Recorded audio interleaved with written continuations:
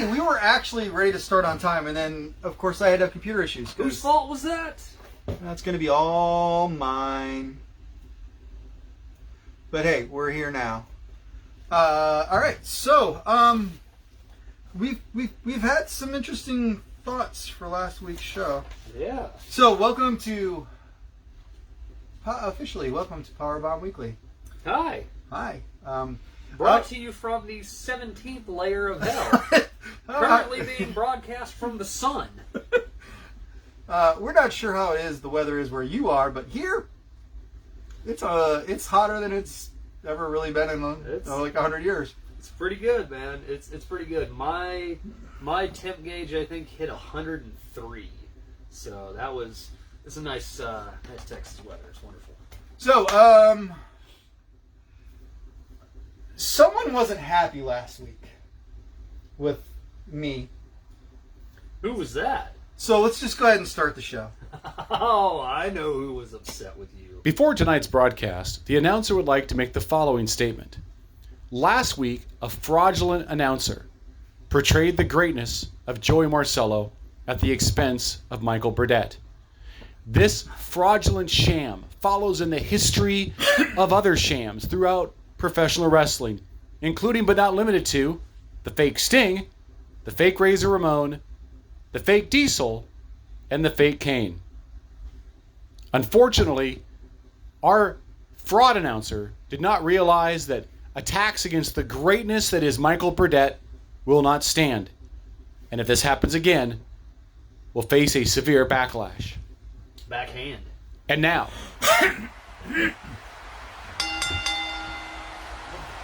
ladies and gentlemen, welcome to this week's edition of Powerbomb Weekly. On tonight's show, the guys will talk about the most recent Hell in a Cell pay-per-view match, plus another big round of firings of big names from WWE, and the fan favorite, the Banned in 8 Countries Top 10 list. But first, let me introduce to you your hosts. The man, the myth, the legend. He is the greatest podcast host, not just in the country, but in the world. He is, in fact, the Vince McMahon of podcast hosts. This is the one, the only, Michael Burdett. And now, his co-host, a man who is to podcasts what Mark Henry and Mae Young's hand baby was to professional wrestling. It's Joey Marcello. And now on with the show.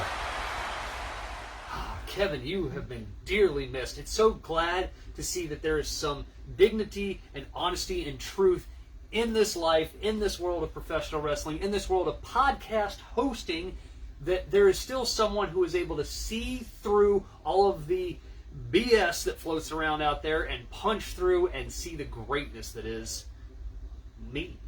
But wait, there's more. Is there more? Before we go any further, let us know that this is for trading, this is for entertainment, this isn't to steal any of Vince Kennedy McMahon's money. I mean, we don't work there, but if we did, he'd have us fired. So, there's that. So, on Tuesday, Kevin calls me. Mm-hmm.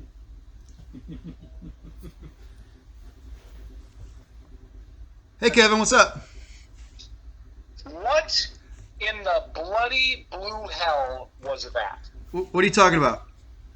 Your intro on this week's show. You weren't available. I found someone else. You didn't ask. You were busy. Because I could have recorded it from home on my phone and sent it to you like I have before. Here's what I think you did. I think the weeks of reminding you of the greatness of Michael Burdett finally got you to crack. And you decided to underhandedly find someone else who would sing your praises. I remind you, the person who did your voiceover is someone you make a paycheck to, so he has to preach your greatness. I write your paycheck also. Yeah, but I don't live off that paycheck. I mean, if I refuse to do it and you fired me, I'm still going to be able to pay my bills. I don't think your other guy could do that.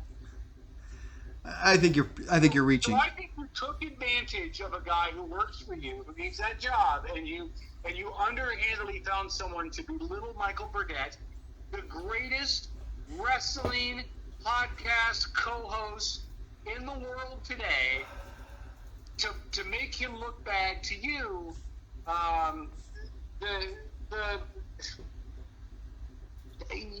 you're like the Vicky Guerrero of podcasts. What? You're out of your mind. You're like the Vicky Guerrero podcast. Excuse me. Excuse me. Excuse me. Yeah, come on, JoJo. You're better than that. Hey, I'm sorry. Hey, I gotta go. All right, goodbye. Kevin, the business end to you about what's up, huh? Kevin, once again, thank you for being the most outstanding, honest, upright citizen that I have ever had the displeasure of meeting. I mean, Can we move on with the show now? did he say anything that wasn't 100% accurate? Most of it. But, so, before we move any further, Oh, we have more or two before we go further. there will not be a show next week as we will be celebrating the Independence Day with blowing things up and beer and brats and all of the traditional stuff. Yes. So we will not do a show earlier. We're gonna scrap next week, and then fit it all into the following week. We don't have 15 major pay-per-views coming up, so we should be okay. We should be okay. We're good on that. And also, we're going to pad this up front a little bit to give our viewers some advanced warning. Joseph wanted to talk about the recent Vice Versa China documentary that has happened. I have gotten to see most of it. I told you it was... Especially the last half. So we kind of want to give our viewers a heads up like we did with the Jake the Snake Roberts, a little bit of a trigger warning for people. There's going to be some discussion on things, some frank discussions. Also, I know it sounds bad to say I hate to promote something else, especially something like this, but if you get a chance to see this, I would recommend seeing it. If you're a fan of Joni's, maybe not so much watch this. But if you want to see what's almost like a weird, like, I don't even know how to describe this. It's like a view of a view of a view of what happened in the last year of her life. Yes, Kevin, we just got done talking about you. Sorry. It's alright, you can catch our recap when he puts it up on YouTube or something. But yeah, we're going to talk about that. We're going to talk about the documentary, the crazy things that happened with that documentary, and discuss China a little bit more in long form. So we kind of want to let everybody up front know that will be a bit more of a darker episode, so to speak. So do you understand now why it wasn't on Dark Side of the Ring? Man, I don't think they could have... Well, it was done by a different group of people. Right. It was not done by the Dark Side team. Apparently Vice is just like 50% news and 50% just professional wrestling stories at this point, from what I can gather. So it is dark. You learn things you did not know. They have a bunch of things you didn't want to know. They have some of the last. They actually have the last recorded interview she ever gave. Yes. And we're going to talk about it.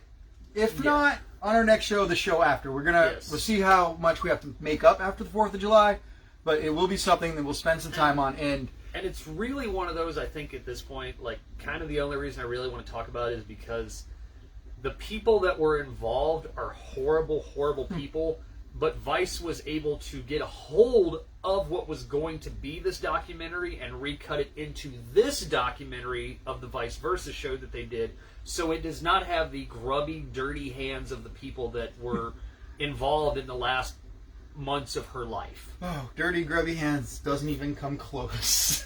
So we're going to get into all of that. So when our China episode drops, just be aware that we're going to drop a warning and some stuff in there. And much like our Jake the Snake, Grace Lee Smith, it's going to be...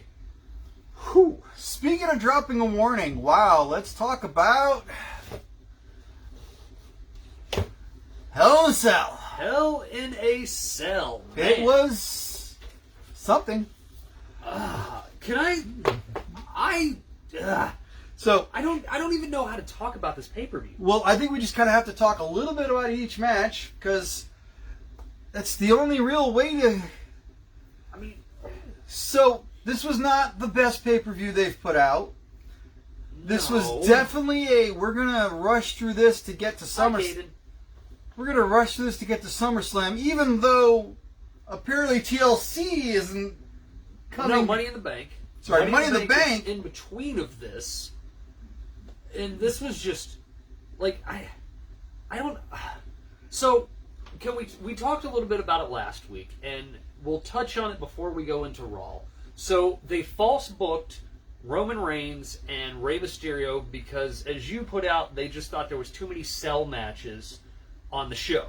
There was 2. There was 2, and that would have been 3, so they gave it away for free, which made USA upset because they, as they booked it, that was the first time that they'd had it on network TV, but then on Raw, they actually covered back and went back into history and realized that USA had a Hell in the Cell match 17 years ago or something, so they kind of covered that. So they gave us a Hell in the Cell match on Raw to make up for the fact that SmackDown had it before Raw got it. So in the weekend in 4 days we had 4 Hell in a Cell matches. Yes. Which was 3 too many. And that was way too much. They did this horrible thing where they booked the show very wrong.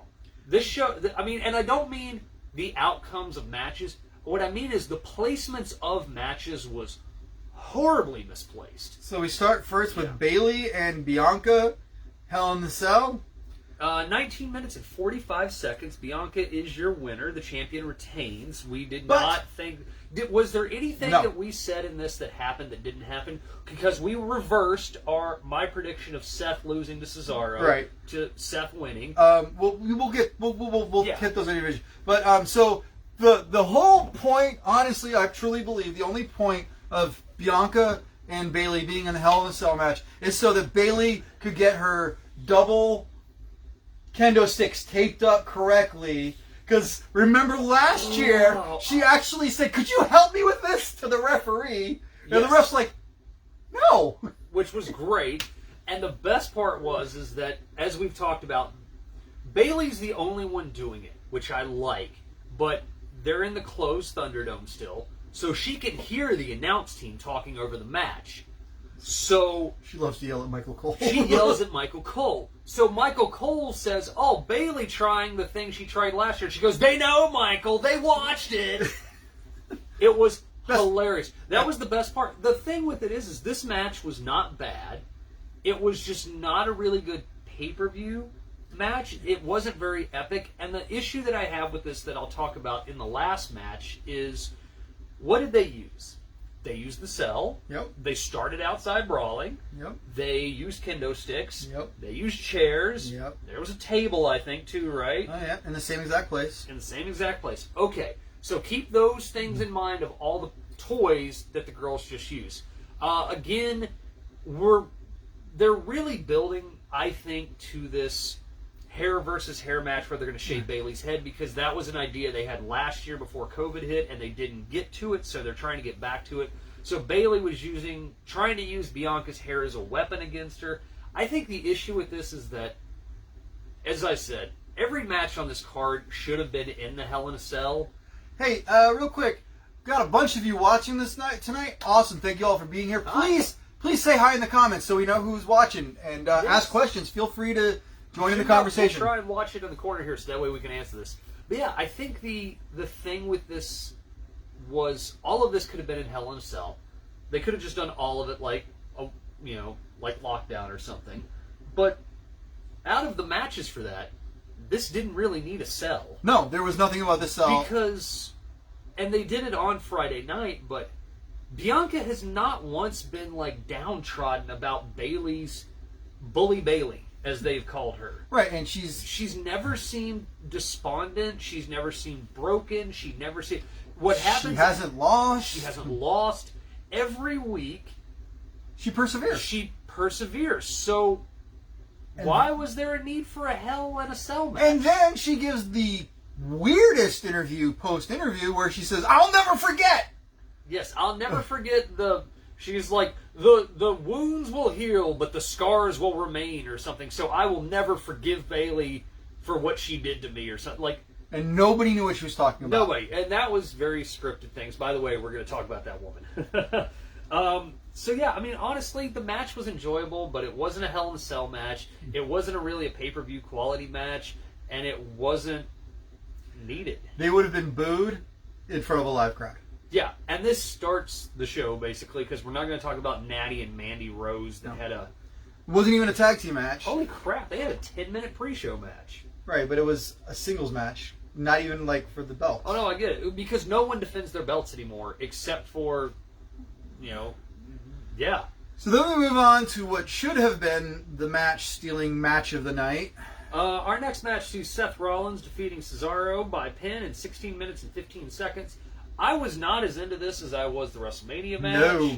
I had a hard time focusing. I had a hard time focusing on this match, and much like every single thing that took place on this show, I hated the ending. Yep. Cesaro gets beat by a roll-up out of the middle of nowhere when he's making a comeback. Right. And that's your end. He did his spins, he got in the spots. Yeah. And it just... They just didn't have anywhere to go. No. And whoever... So, I wanted to save this for the end of it, especially after the week, but whoever's agenting these matches, and I know Sugar Shane is there, I know the Moron Abyss is back there, and a couple of these other guys, and I like these guys, okay? They cannot put a finish together to save their lives. No, none of this made sense. At this point, some of Russo's finishes made more sense. Yeah, this was just... That is saying something. Out of the middle of nowhere, he just loses. Speaking of Russo-level matches, let's talk about the deconstruction of Shayna Baszler. So, if Rousey's not coming back... Apparently. Because she's pregnant now, as far as I know, or she's still pregnant or had the kid or something. I didn't know she'd actually achieved pregnancy. I think they had achieved pregnancy at this point for it. And they just fired all the rest of the horsewomen. Yeah, I was going to say, we're going to talk about that at the... Shane is the only one left, and I guess they have decided that... Voodoo! They're going to... I guess they're just going to devalue her as much as possible, so Voodoo. she has no value. Voodoo. Alexa... So... I was trying to put this together. So, I will say they have done a really good job of slowly distancing herself from Bray Wyatt.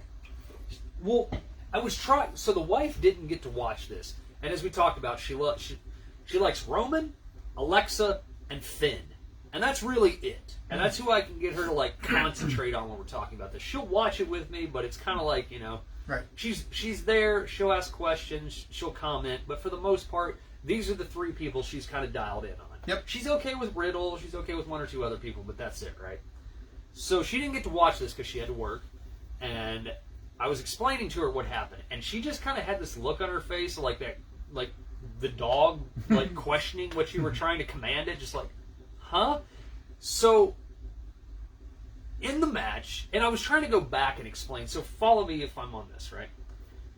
Alexa the Goddess, because she was teamed with Braun, and Bray was feuding with Braun, took Alexa from Braun to teach him a lesson, and from what I gathered, essentially used her as the vessel for Sister Abigail.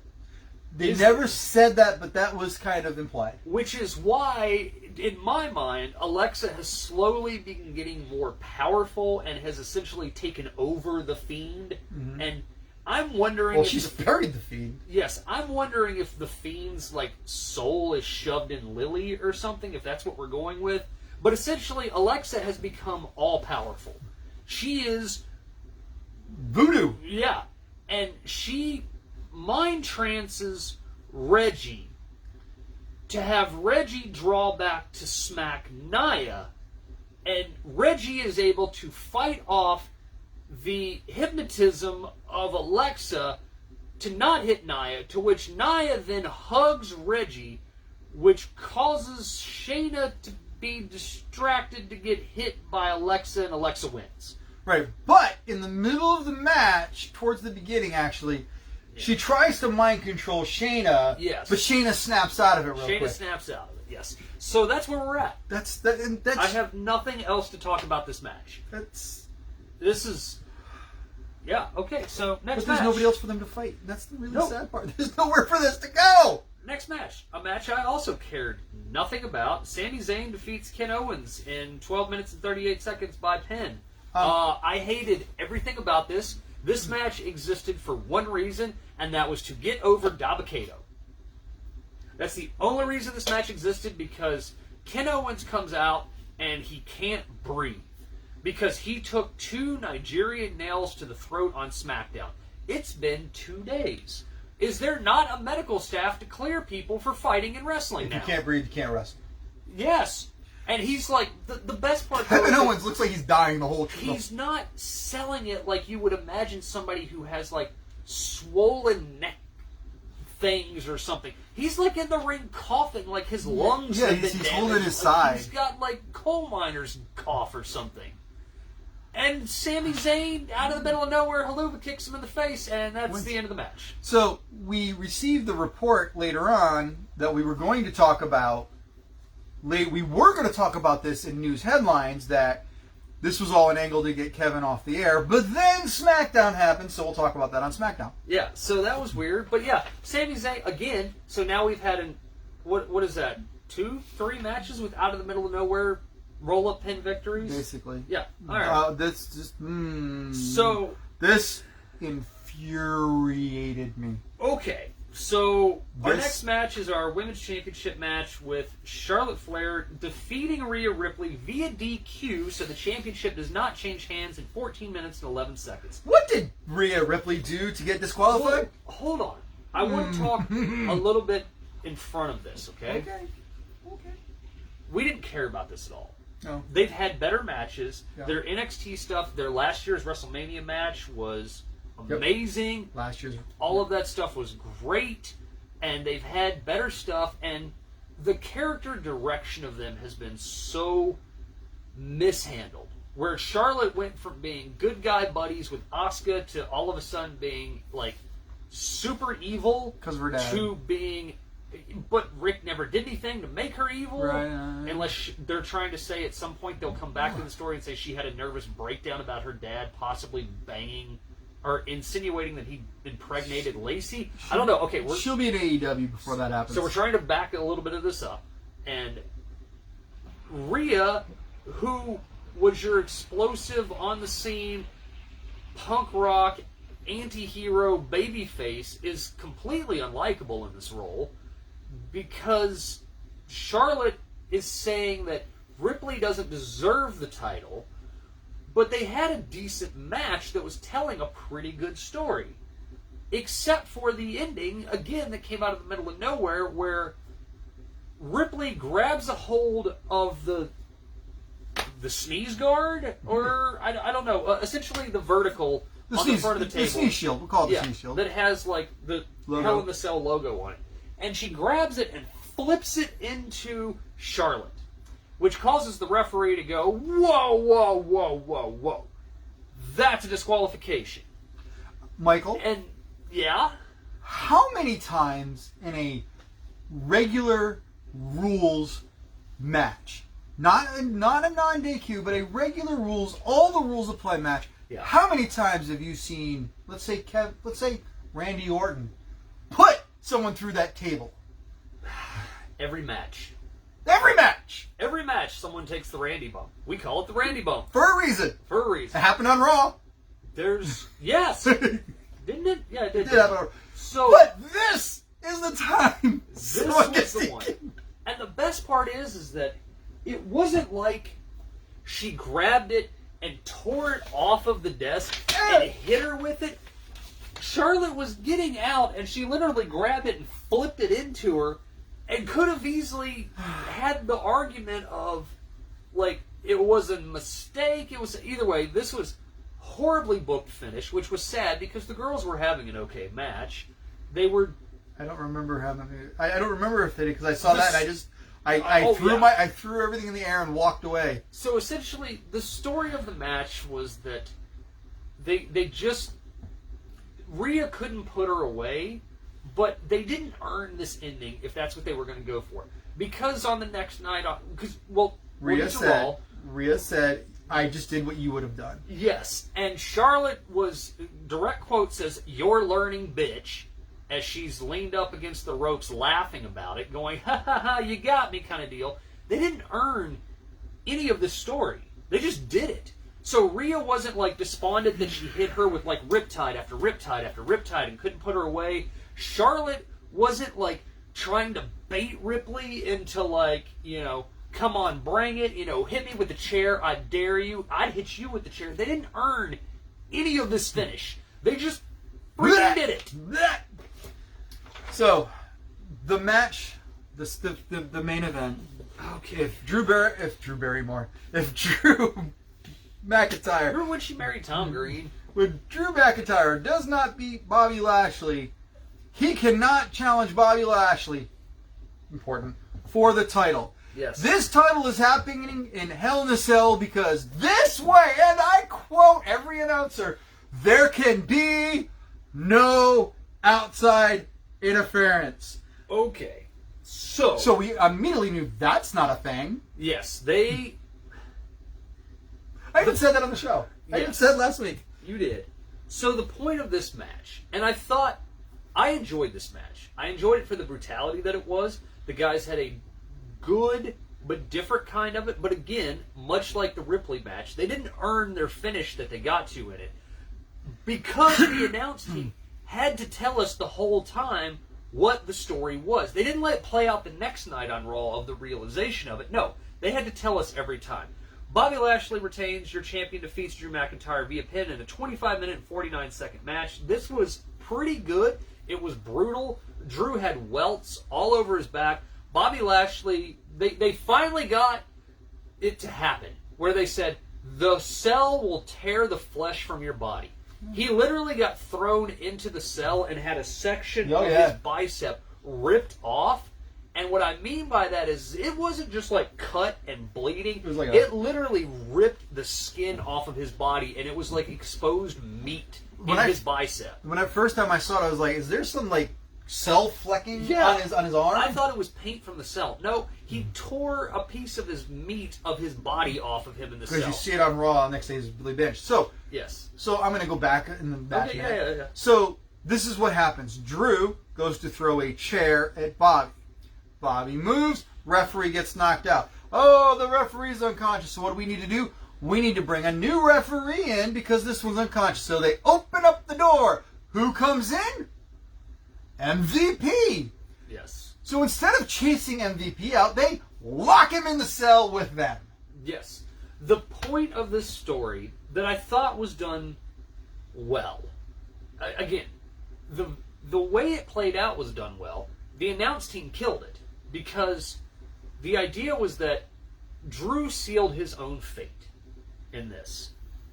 Drew was the one who called for the Hell in the Cell match to not have any interference, which Bobby countered him by saying, you can't ever step to me as long as I'm champion. Okay, Drew has that. Drew's the one who throws the chair that hits the ref. Ref goes out. Drew's the one that goes outside to get the other ref in, which allows MVP to step in. He lays MVP out over here, which causes MVP to be on that side of the ring. He's the one who sets the table up in the corner, which is what causes Lashley to put him through it. The whole point of all of this was that it sealed. Drew engineered his own demise, essentially. The problem is that every time something like that happened, the commentary team had to say, and remember, Drew's the one who just did that. They didn't give it the chance to germinate and feel like, man, if Drew really hadn't done that, he could have won, Nope, they basically just said, we booked this crap to happen like this. Overall, Hell in a Cell pretty much sucked, and I feel bad that everybody worked hard. And again, I make the comment I said last week. Just stop working out. Just be a character. Vince just wants you to be a character. Bobby Lashley, you got the flesh torn off of your body. You took a bump that I cannot believe you took, which when he got lawn darted into the cage and literally smacked into it and fell straight on his back. I only thought of the weight of, what is he, 280? Right. 265, 280 pounds falling 5.5 feet straight to the ground, landing on his own neck. I mean, I can only imagine what would happen if he'd have been over-rotated and literally landed on his neck and broke his own neck. Stop doing that. Just be a character. Just be a character. The almighty of the Whoers. Yes. Just be a character, which we will find out all about. on Monday Night Raw. Hey, Monday Night Raw was a thing. Monday Night Raw's wrestling was better than it's been. I will give it that. It's been better wrestling. Because we got matches we haven't seen thrown at us week after week after week. They changed up matches because it's elimination or qualification time, which means we get into the interesting matchups. So let's discuss two sections of this. One, Raw had, in my opinion, 2 good matches, and they were at the end of the show. Let's also talk about the fact that why did some people have qualifying matches to be in Money in the Bank, and some people had tag team matches to be qualified in Money in the Bank? Because apparently Money in the Bank's like tomorrow. No. Well, it's the way it felt like. Everything was so rushed. Yeah. We couldn't like... It's like 3 weeks from now, right? That's my point. Okay. Like, we couldn't just build things up. We had to like, now. Also the fact of... Who else do they have? They have no one on deck to do anything. As we discussed 3 weeks ago. Yes. So, match 1, we get to see Ricochet defeating AJ Styles via pin. AJ and Ricochet have touched a few times in the last several months. They've always had a decent match. I didn't think this was their better one. I thought the last one they had on Raw was much better than this one. However, this is another one, just like on the pay-per-view, almost gets himself ejected, and while he's being ejected... Out of the middle of nowhere, 1, 2, 3. AJ Styles loses. Does a roll-up. Yep, AJ Styles loses to Ricochet. Ricochet goes in. Why? Because, why is AJ on his own going to be in the ladder match when he's the tag team champion? Oh, that's right. Nobody defends their belts anymore, really. Even though we did have 3 people defend their belts on pay-per-view. I guess reasons. Match 2, we have Asuka and Naomi defeating... Doudrop. Okay. And Eva Marie. So... This surprised me. This sucked. I hated every bit of this with all of my being. I hated this. One, I would like to talk about the fact that poor Piper Niven is given the name of Doudrop. That WWE copyright the spelling of her name by Doudrop. Apparently, if you go to that specific dictionary, slang dictionary or whatever, yeah, it's got a really negative incantation. Yes, I'm not going to tell you what it is. You can look it up yourself. You can Google search that yourself. Yes, they essentially copyrighted a Urban Dictionary slang for someone. So, backstage, Eva Marie does an interview with Piper Niven, and it's fine. She's gone by different names, but she's on your programming as Piper Niven. Never seen this Piper Niven. Never seen this person before. Who is this mystery woman? And she goes, well, my name, and she goes, her name is Doudrop. And Eva Marie cuts a heel promo that makes no sense. Well, she's a heel. I mean, I guess. Did you really think the evolution was going to be a good thing? No. Okay, then. No. I cannot believe the list of people who no longer work for this company at this point, but Eva Marie had to be brought back. Other than the fact is, as I've stated before, she looks like the type of person that they would hire. I'm sorry, you're probably a wonderful girl, but you are Sable to me. You are Sable. Piper Niven got slighted, so she refused to attack Eva Marie. The brand new team of the new bodyguard to Eva Marie, who she has used in place of her own matches. She took a bump. She actually did wrestle, so I guess they were like angry at the Smarks who said that, you know, they leaked the information that Eva Marie wasn't going to wrestle, so then they had to put her in a wrestling match. They put her in a tag match, so she didn't have to do much, but she did take a bump, so that's fine. And then she took the pin. And then she took the pin because she got the roll up because Doudrop on the outside finally got the self-confidence of herself. After 1 week! 1 week! 1 week of... Way to build that program! She wasn't even being run down by Eva, like, in that 1 week. Oh, she got looked at funny. Way to build a program, guys. Way to build a program. Oh, by the way, Asuka and Naomi are in your ladder match, too, by the way. Because Asuka has to be in a ladder match. God, man. Ugh. So Johnny Drip Drip versus Randy Orton. The article from his wife explaining the origins of Johnny Drip Drip was the highlight of my weekend. This was okay. This was actually a match I don't think we'd seen Randy and John In a long time. John proves that he is still made of abs, and Randy at this point has basically proven that he's the third best star on the show. Although at this point, Randy should almost be wearing a Job Squad shirt. Yes. Pay me, what was it? I don't remember. Pay me, pin me, whatever. It's pin me, pay me. There was one other thing, but basically, Yeah. pitch me, pin me, pay me. Yep. That's essentially What do you need me to go do? You want me to go get fire blown up? Okay. You want me to go beat up by a doll? Okay. You want Johnny Drip Drip to throw water at me and make me slip around? Yeah. Pay me. Does not care at all. Randy Orton also shaved off the porn stash, Yeah, I know. It's sad. which kind of made the whole internet sad, honestly. But yeah, John Morrison beats Randy Orton, so he's in.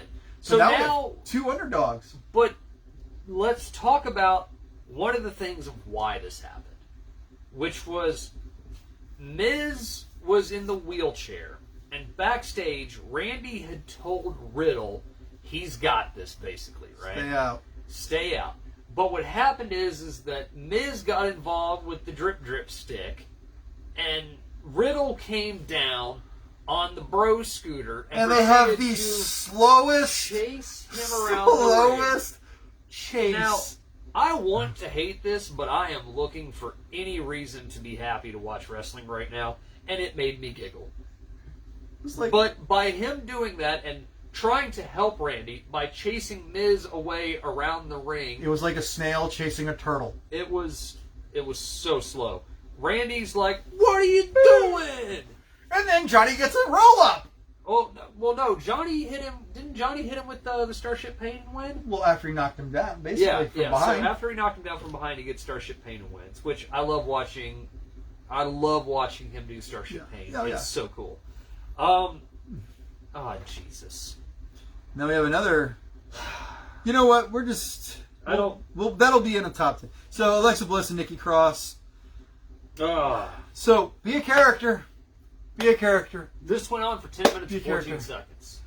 I Was this? have advocated. Was this the one though where Reggie tried to slap her? Okay, I'm sorry, I'm wrong about what happened at the pay-per-view.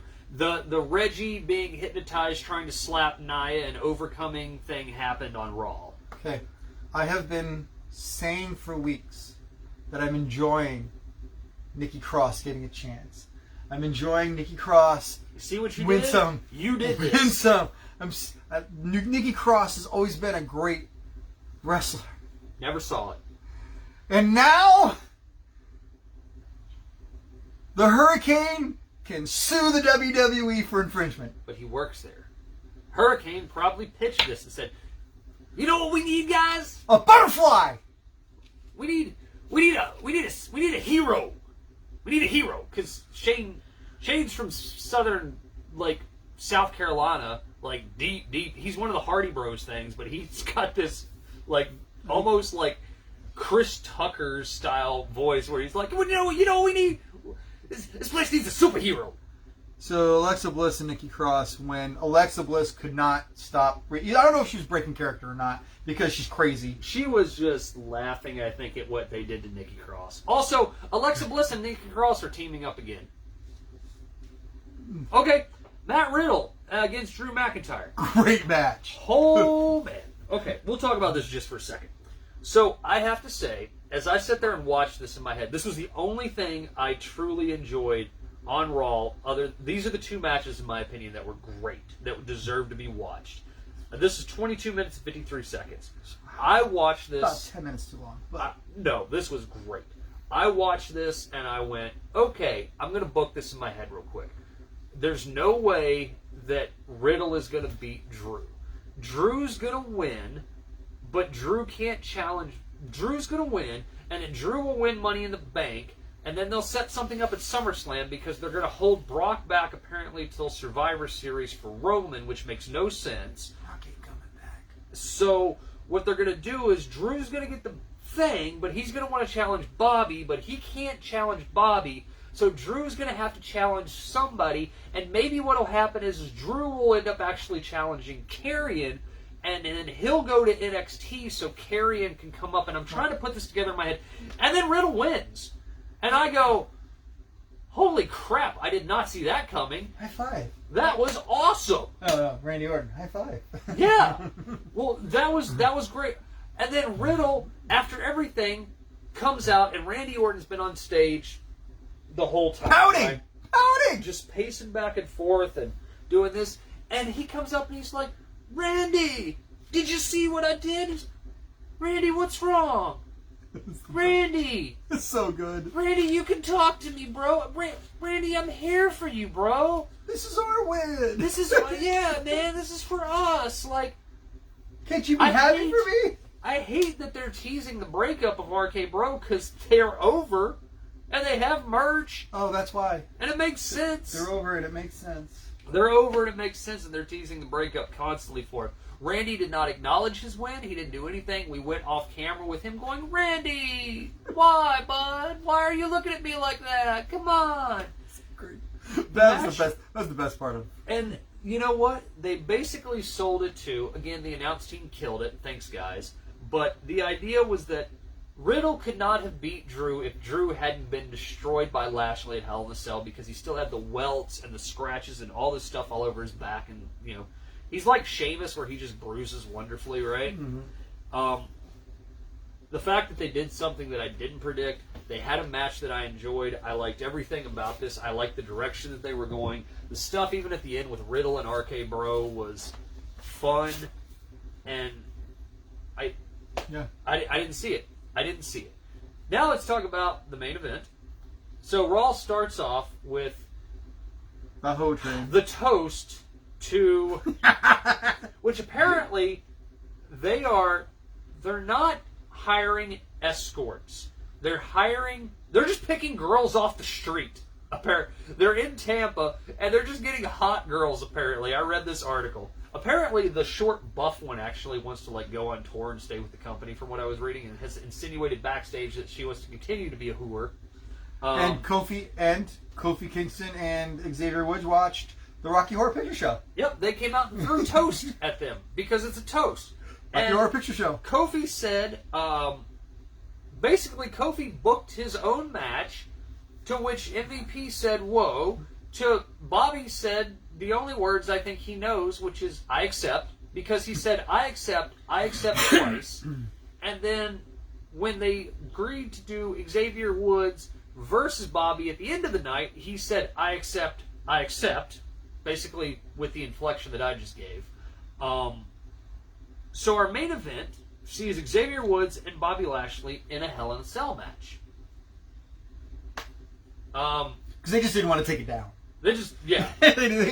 Well, it'll probably be up there next week. As you said, USA probably called and said, Vince, what the F is this? And Vince said, don't worry, I got you on Monday. You're going to get Bobby Lashley in the main event against Xavier Woods. One of the best wrestlers.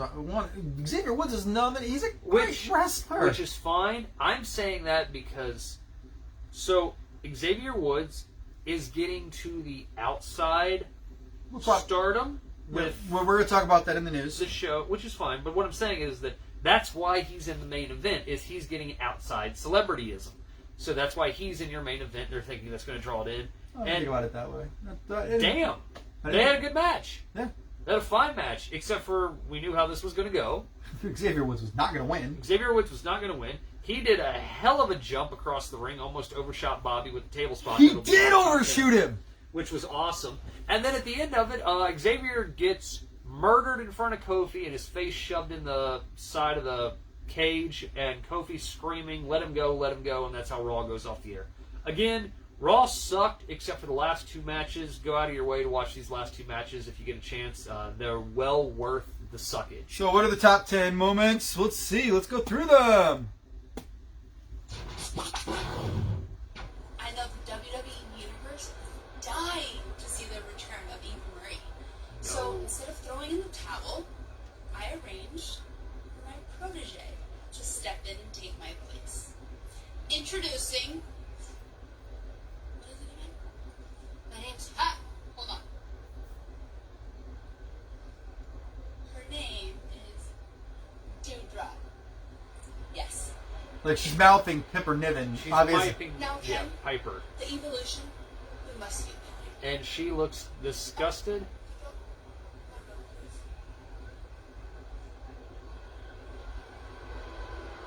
Like they could have gone so much more on that. Was it not good enough that I beat Mandy last night? Oh, what's a top 10 moment from not even on the show? Fine. Yeah. You want a second serving? They can have it.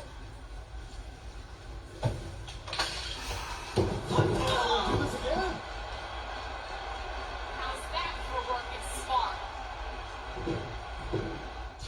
Your tag team champions, who are getting cheered by There we go. fans. This is only number 8? Look at that.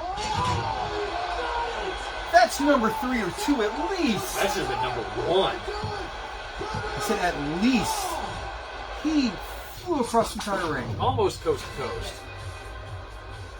Adam, you meant not yet. Oh, I forgot about them. And Rhea, Well, we just talked about I'm the not matches, mad at so. you. Hell, I'm happy. Actually, you know what? I am proud of you. You know why? Because last night I was kicking your ass, and you proved to me for Not the really. first time that you're actually smarter than I thought. Actually, This is not a top 10 moment. No. yes, you're quite clever. And it was the first time that you've shown me that you're actually a strategic competitor. Been knowing that like for me. years. But I'm still going to destroy you. No. No, you won't. Charlotte, if that's your way of asking for a rematch, then I will grant you one. Yeah, because, you know, we're just... Rhea Ripley versus Charlotte. Why not build up to Money in it? the Bank. Why? Why do anything that makes sense? Also, Sonya Deville.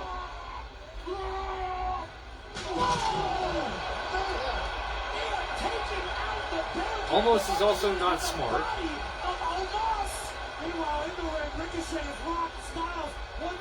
Oh, this was good. Took forever.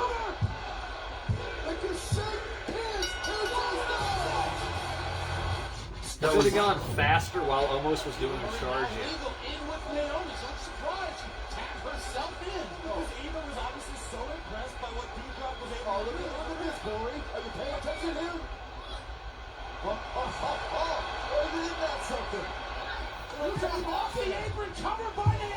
Can I get $1 every time there's a roll up from you?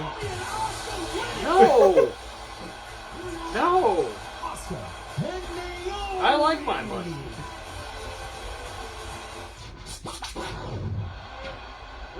It was funny.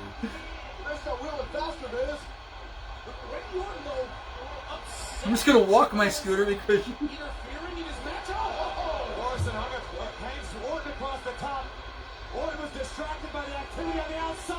I like how he paused. Yeah. The pause was kind of... Yeah.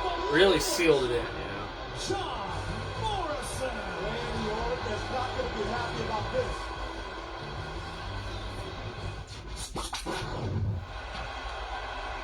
There you go. Oh, yes. Like I said, sorry it was on Raw. My bad. That's how forgettable and also interchangeable the Hell in a Cell match to Raw the very next night was. Reggie! Like, I couldn't even remember what craptastic event took place on what show. There's some weird ish going on around here. Here comes the superhero! She had to stop and catch her.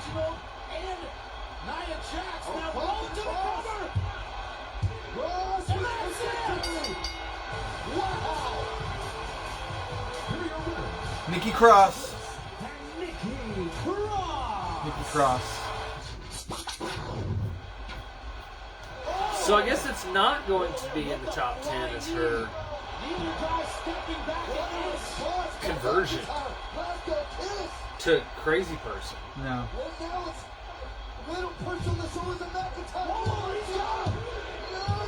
And a roll-up. Riddle wins with a roll-up. Who is your agent? What is the number 1 spot? They're awful. Oh, it's just the end of the match. He taps so fast. Have you noticed they're dressed like Power Rangers? Yes, they came out with that weeks ago. Okay. They're the Green and the White Ranger. We never talked about it, so I wasn't sure. I thought we talked about it. And now we get to watch Bobby smash him around. I love how the ref is completely Useless. unable to do anything to stop this.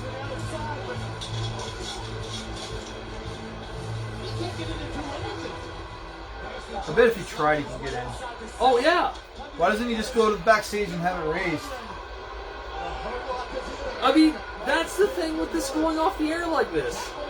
Are they still there tomorrow night? Well, they weren't there when SmackDown happened. Yes, they weren't there when SmackDown happened, but, I mean, maybe they're on the other side of the building doing this. We're all, maybe one's shot on one side. Because eventually the cage has to come up for them to get out. So Raw had better wrestling, but zero story progression. Oh, wait, no. Well, It had a crap ton of story projection. it did. Unfortunately, that story projection was shot out of a cannon. It's awful. So, as you saw in the top 10 segment, again, Nikki Cross and Alexa tag teamed. I don't know why. Because there's not enough women. It makes no sense why they would be together at all. Oh, this was also a Money in the Bank ladder match qualifying match for the tag teams going into it. So Alexa and Nikki Cross will be in the ladder match. I cannot wait to see what they do with Alexa. Based on the number of women they actually have working for the company. It's literally everyone. So everybody but the tag team champions and whoever's working with the tag team champions. Yep. And Alexa and Nia and Shayna are going to be. So we'll take a look at that once we get to SmackDown because we had some qualifying matches there too, technically.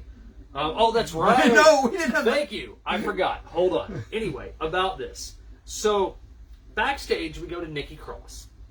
Again, the last time we saw her and Alexa, she was begging Alexa to snap out of it, and Alexa turned evil on her. So Nikki said, "F you, I'm done," and beat her up.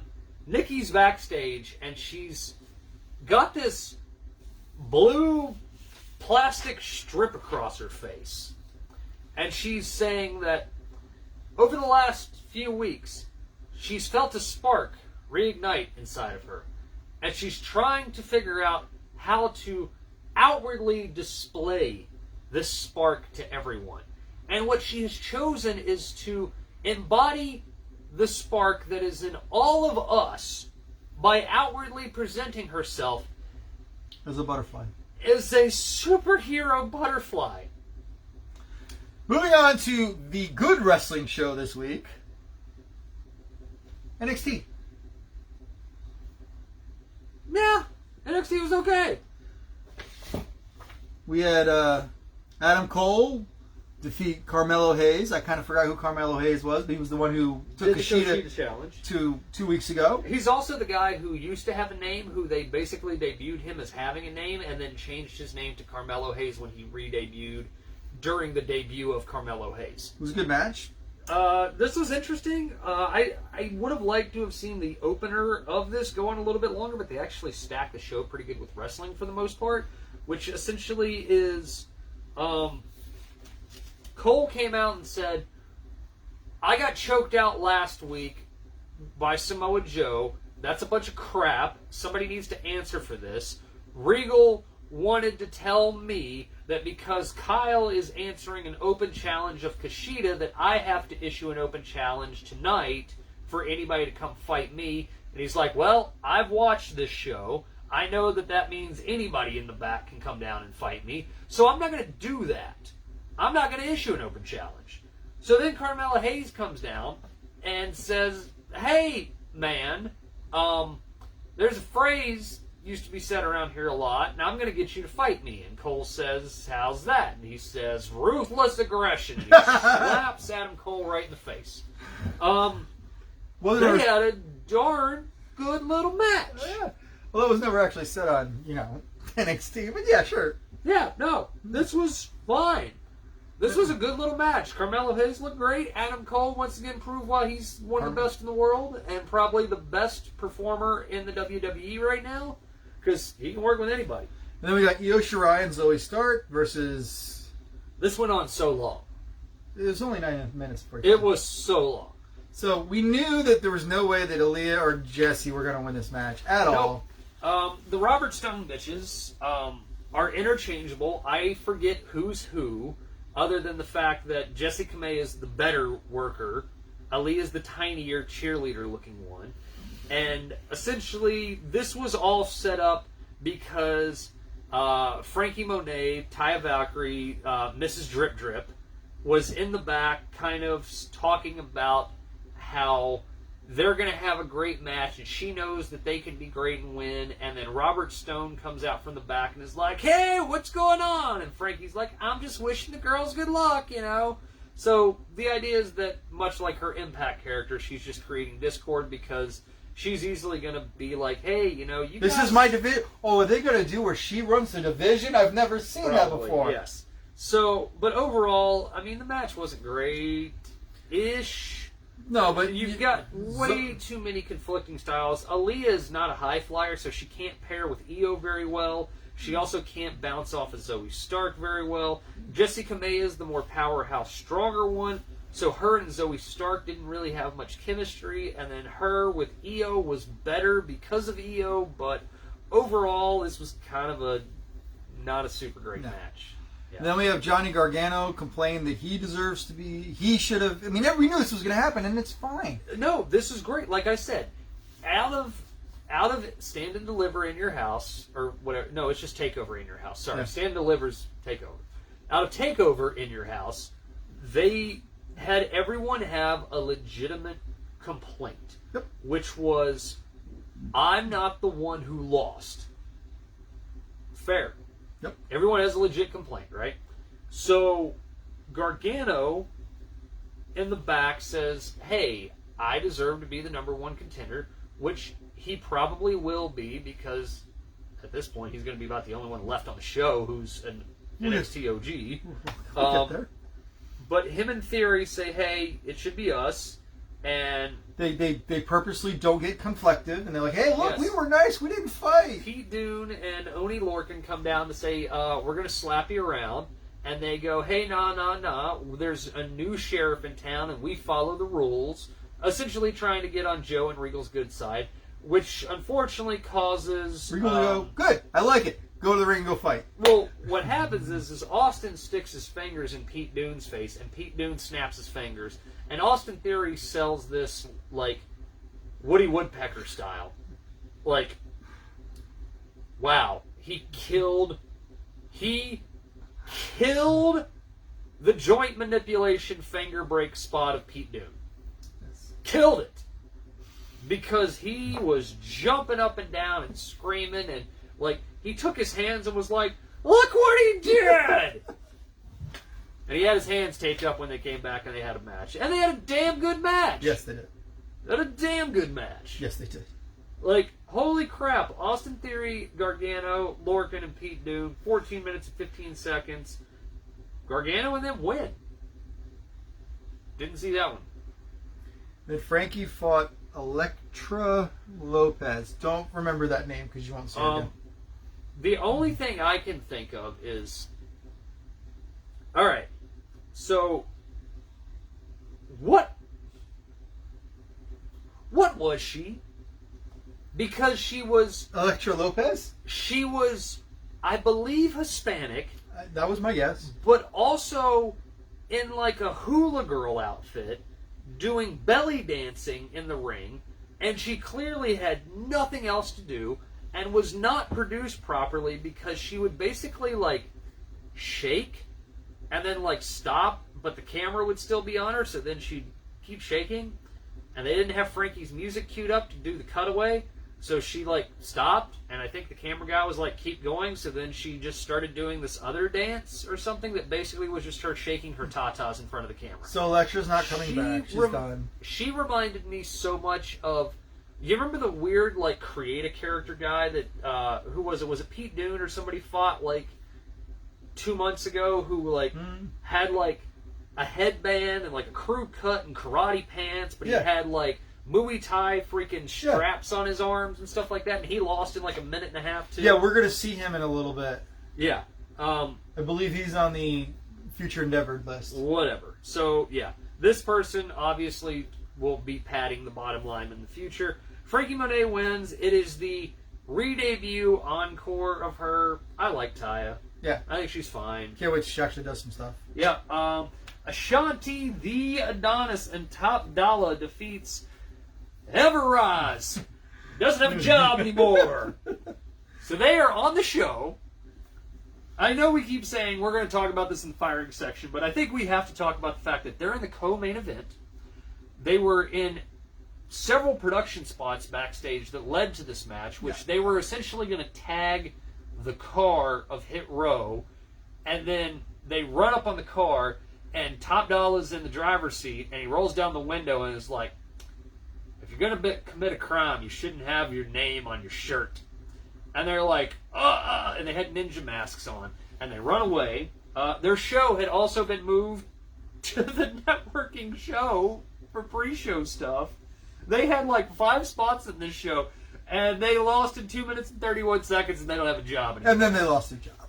But the best part was, like with Jeff Hardy, all of a sudden he just put his career on the line. If you knew you were going to fire him, why didn't you put your career on the line? Why didn't they have a loser leave of them going in and saying something like, well, no, I don't mean them. I mean production. Production had to know. Well, the production didn't want them to know before they got to the show. Maybe. Were they like, they're going to stiff us so we can't do anything? Like I said, I got a whole bunch of... Oh, God. That's why I don't understand why they didn't just, like... Why didn't they go into Regal's office and complain about this and be like, well, if we don't win, we don't feel comfortable, we're going to leave or something. And then they lost. Like, no. Kyle O'Reilly defeated Kushida by a pin in 14 minutes and 24 seconds. They booked this as, like, the greatest match of all time, and I didn't really think it was that good. So, I did some history on this. The reason that there was an article about from Kushida and why this match meant so much to him. Kushida was ready to quit. Okay. He was ready. He's like, every match was like, that was my last match while he was over in Japan. He just felt like he hit a wall. And then he had a match with this new American who had just showed up to New Japan, Kyle O'Reilly, when they were kind of doing the Ring of Honor, New Japan kind of crossover stuff. Yeah. And he felt such passion with Kyle in that match that it was like, it renewed the spark in him and renewed why he loved wrestling. And it's moved his career ever since. So this was a tribute to that. Now, having said all of that, okay, and as much as I love Kushida, and as much as I think Kyle O'Reilly is a decent wrestler, I was like, they're so slow. They're missing. They're he wrestled a nobody last week in a better match than this match. This match, everything was slow to me. Which, honestly, I don't mind a feeling out a transition spot thing. And I get that they're trying to do...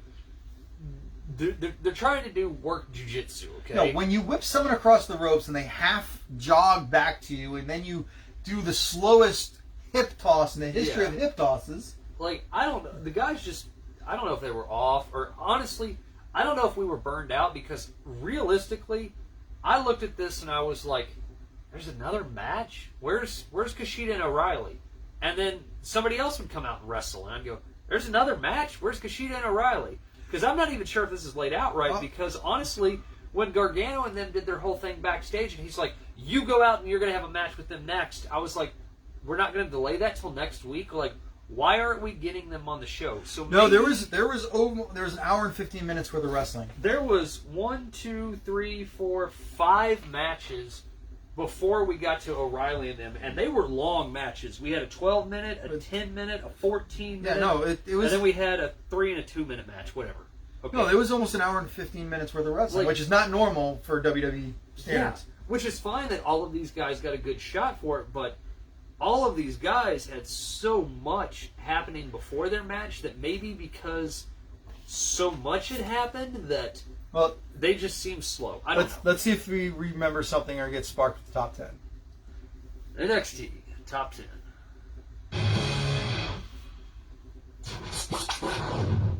My name is Carmelo Hayes. Yeah. Who are you? Who are you? And if anyone's going to change your They mind, did this great. it's going to be me. Because there's not a spot in here where they're going to show it. Tough guy. But the How exactly the do you announce plan team on said it. changing my mind? They said, "Who are you?" And then towards the end of the match, they were chanting Carmelo. Famous phrase. I'm trying to remember how it goes. I think it goes something like, ruthless aggression. Yeah. Are you kidding me? What's That's that it. mean? Watch how he pops the gold chain off his neck if they show it. Oh, they didn't.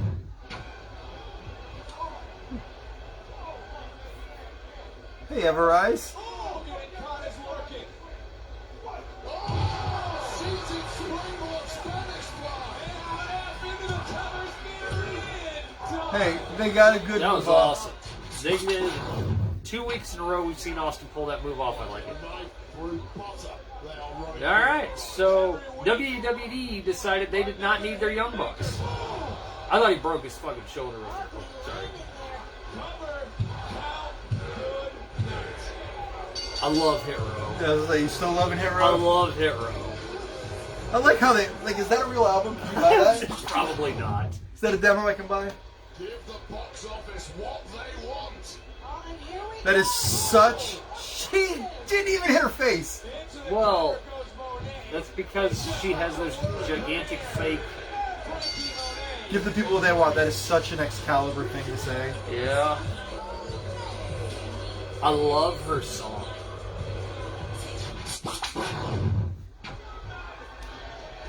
Johnny Takeover. Killing it.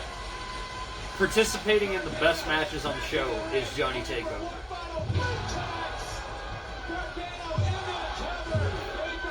Nice. He never took his headband off. Like I said, he's winning me over. I don't like him, but he is. There's just Oh, we knew this nothing- was coming. We knew this was coming. This was perfect. Watch how he just... Oh yeah, the way he sold that. Yeah. You know Adam Cole's like, this little jerk. The leg kick at the end. I loved it where he just had nothing to get out.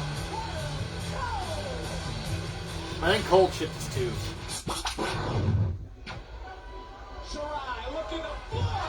Landed right on that girl's legs.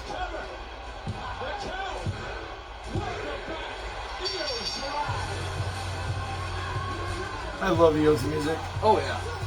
And Zoe, she's not a whole lot to look at, but she's got talent. Well, beauty's in the eye of the Right. beholden. See, like, One more time. Rolling through his Kushida. Take Kushida off. But look at O'Reilly's hand. Look at O'Reilly's hand. O'Reilly's hand. They've done it so many times, it doesn't sell it off as well. just Batteries running low. okay.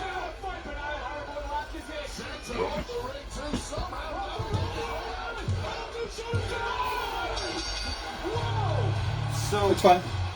how many roll-ups happened in this week of wrestling? Too many. So many roll-ups. Oh, here we go. Boom!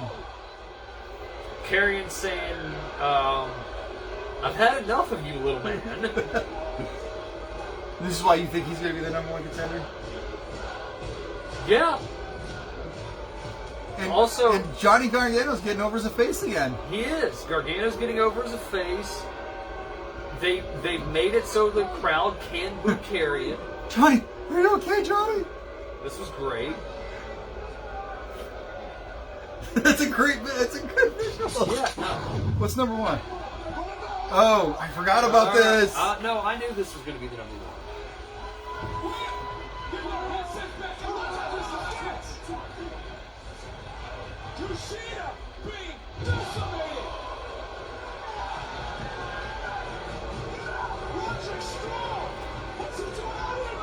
Roddy Strong looking like Wolverine.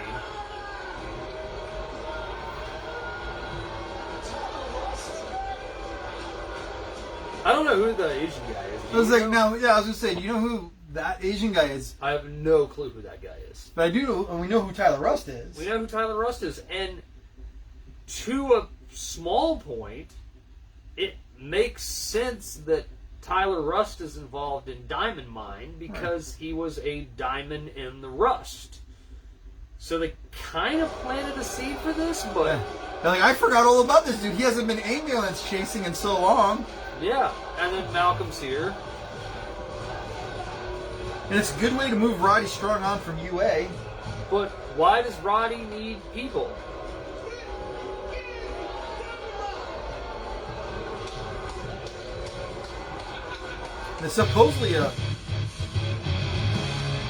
There's supposedly a fourth member coming soon. I hope so, because I don't... So, Diamond Mine has had promos play over the last few, month and a half or more? Yeah, because, oh wait, they're playing the long game. But the problem, though, is that the cast of characters I feel that they debuted was awkward because they kept showing this, like, UFC, Right. MMA cage training ground of guys, like, working heavy bags with elbows and, like, doing, like, So do you know no-gi grappling, and there were obviously octagonal cages and stuff setting up right there, and... So the rumor is, that I've read, is that the fourth member of Diamond Mine is going to be the Brock Lesnar lookalike. Oh, what's his name? Bordeaux? I guess. Patrick Bordeaux or whatever his The name is? the dude that looks like... He's like Mini Brock. Yeah, Mini Brock. Yeah. I'm hearing that that's who's going to be the fourth member. I don't know if he's ready or not, because they just hired him to he can- developmental in September? He can be on the side, being there, being the muscle, interfering. Maybe. That would be a fine debut for him. I don't know why Roddy had to have people. I don't know why he's with Malcolm. I don't know who the Asian guy is. I apologize. He probably is somebody. We probably will recognize him when it comes out who he is. It's not Yeah. Johnny. It's not Johnny. From Yeah, it's not... What's his name there? Oh. So, one of the things... And they weren't even on the show. Yes, they were. Yes, they were. I Because must have missed it. one of the promos backstage, and we'll go for it real quick, was Mercedes is being told that she's going to be in a mixed tag match between Jai Lee and... Oh, that's right. I believe his name is... I don't remember what his Bono or something. Yeah, Boa. Boa, yes, Boa.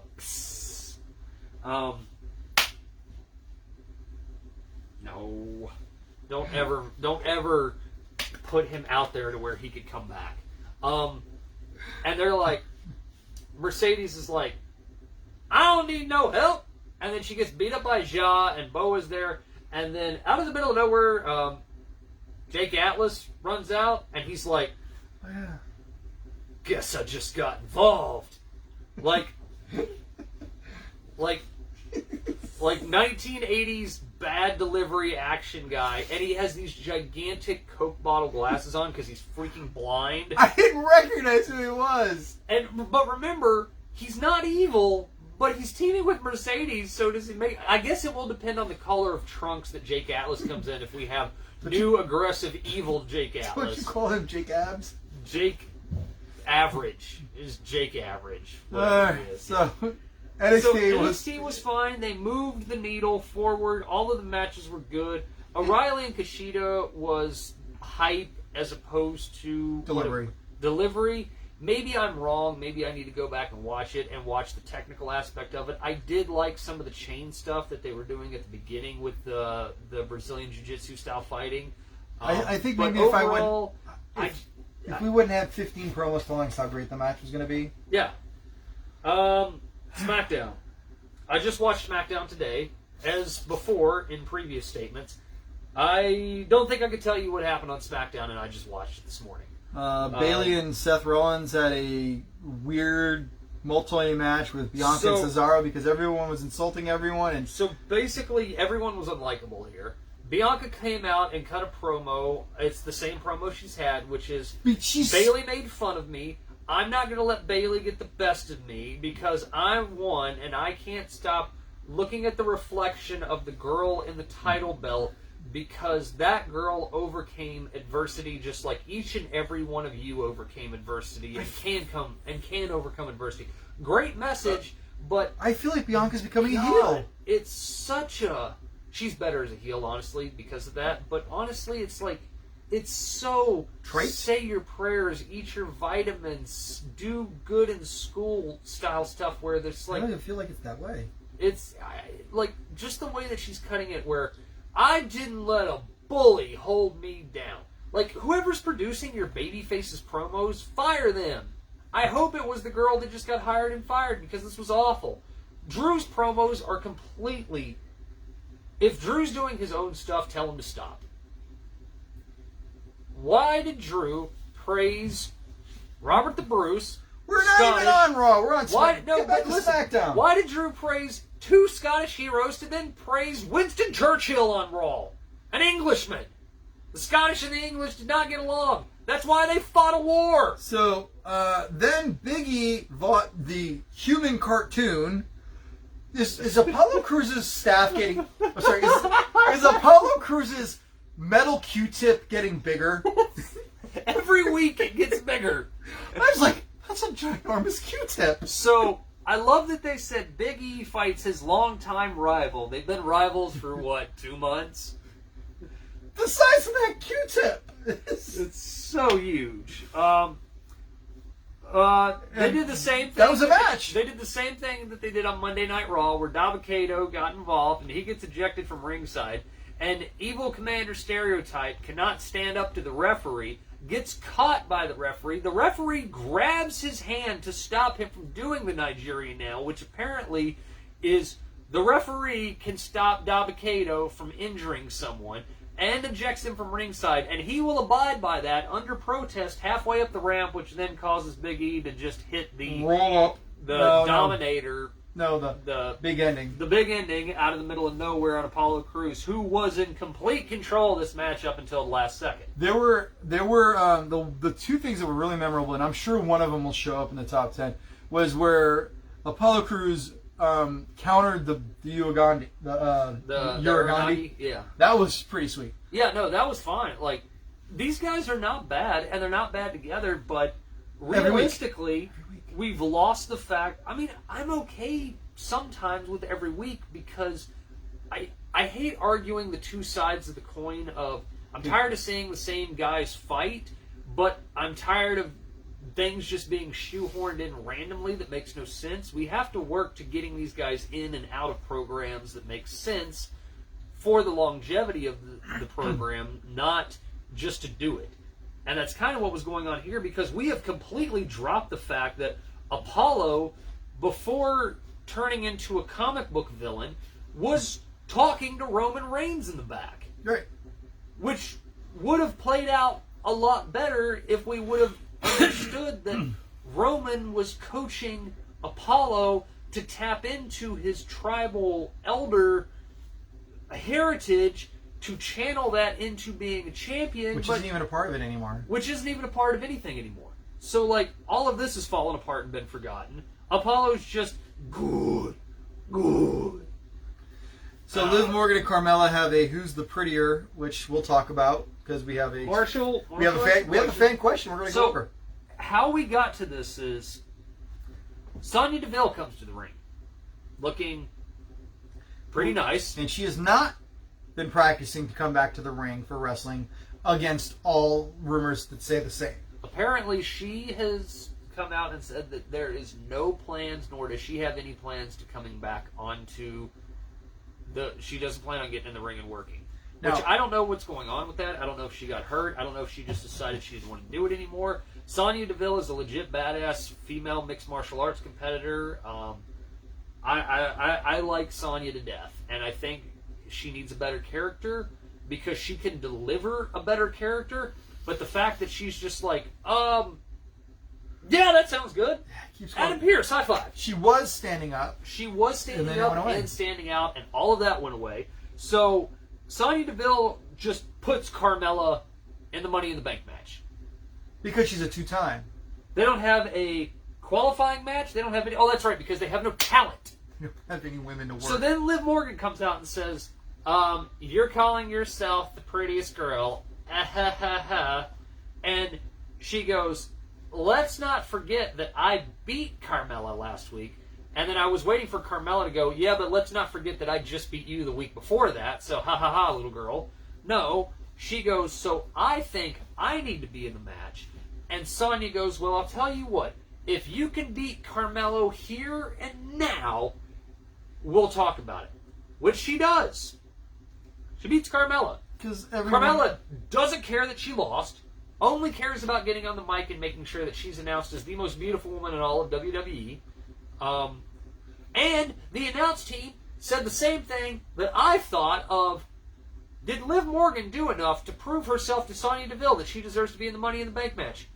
We don't find out. And then the main event. God, there was 4 matches on SmackDown. Jimmy There Uso. was a lot of crap on SmackDown. And we're going to see all of it in the top 10. Yeah, it's all going to be in the top 10. Jimmy Uso, who I looked directly at Sean when they booked this, and I said, he's going to lose this match. I will say they surprised me. He won this match. Agreed. He took a bump that I was like, I would not have done, which I'm sure will be in the top 10 because they replayed it about 17 times. I forgot the very, very long segment that I posted on our Facebook page.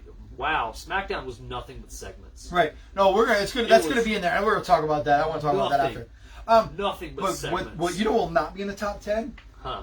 When Jimmy Uso completely missed Dolph Ziggler's face for that kick at the end, where they actually didn't do the. And here's how the match ended, because they're like, no, do not show that. We're gonna show it while Roman's watching it on a camera, so we can maybe make it look like he kind of connected it. Yeah, it was wow. Like this far from his face. Which I assume is why Roman was just shaking his head no. And then we have a surprise at the end of SmackDown, which will be number 1 in our top 10 here. Oh, and if it's not on here, we will go ahead and say, apparently, KO is not taking time off because he's going to wrestle next week. Yeah, there wasn't even a match for any of this. It was just talked about. Here we go, top 10. Wow. Yeah. Segment after segment.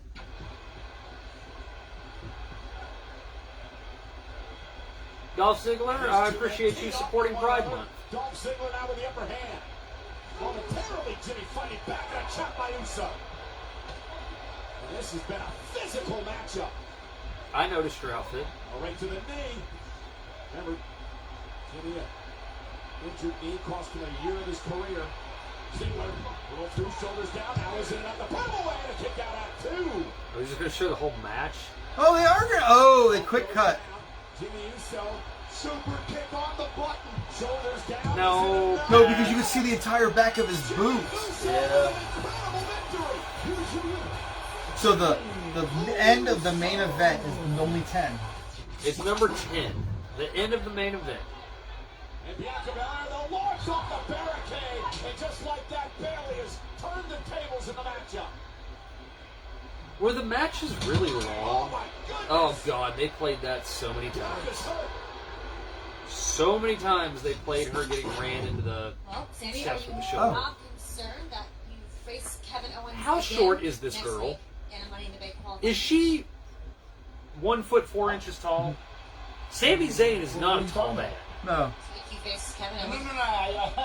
I heard you said. I do love this conspiracy. I beat Kevin. It's kind of cool. I finally put an end to Kevin Owens. I don't have to deal with Kevin Owens. I got the justice that I was looking for, and now you're trying to stick it to me, huh? That's what you're doing? You're all trying to stick it to me yet again, huh? Well, you're not messing with me now, okay? Now you're messing with karma. You're messing with the cosmos. He was entertaining. Cesaro heading to the ring. And Rollins trying to use the microphone as a weapon. Cesaro didn't allow it to happen. And here comes a Swiss Superman. This isn't even a real moment. That wasn't even a real moment. Nope. Look at me. And look at you. When she came out, the only thing I could hear in my head was Doja Cat. Oh, look at that. This should be number one! Oh, show me Joe it. Patch.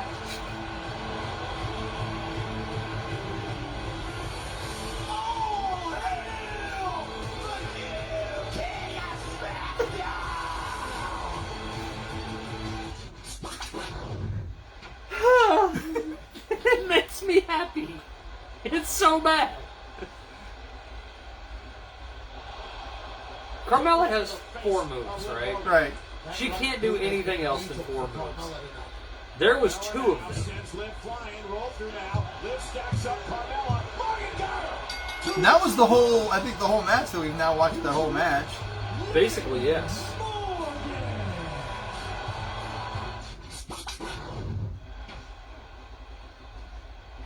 Hey, this is just keeping ending up. Bianca looking for the KOD, and Rollins rolled into the ring, right into Bianca Belair. Didn't even. No. And Bayley with a running knee. It didn't even look convincing. Bayley has Belair where she, oh, the Rose Plant. Cover by Bayley. Bayley's been the SmackDown Women's Champion. She looks like she just smelled how that match looked. Yep.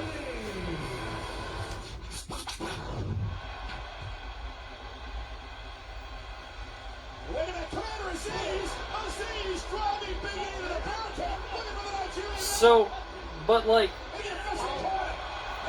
did the ref not see him get thrown into the barricade? Because he was over there pretty quick.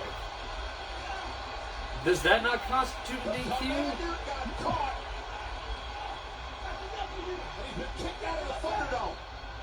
Yep. One-on-one for this opportunity at Money in the Bank. And Apollo now roll on this big Eagles looking back at the commander. I thought he was going to win the roll-up again, like everyone else.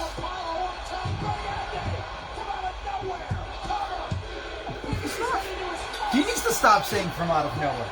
Yeah, no. Michael Cole is just... He's doing the show, and Pat McAfee's being entertaining. So, we're not gonna wait till a live audience. Apparently, they decided they needed to have something to get ticket sales up for SummerSlam because they went on sale and they have not sold out.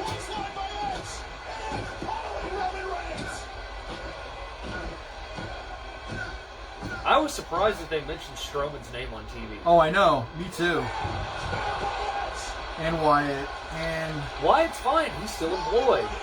Strowman is not employed.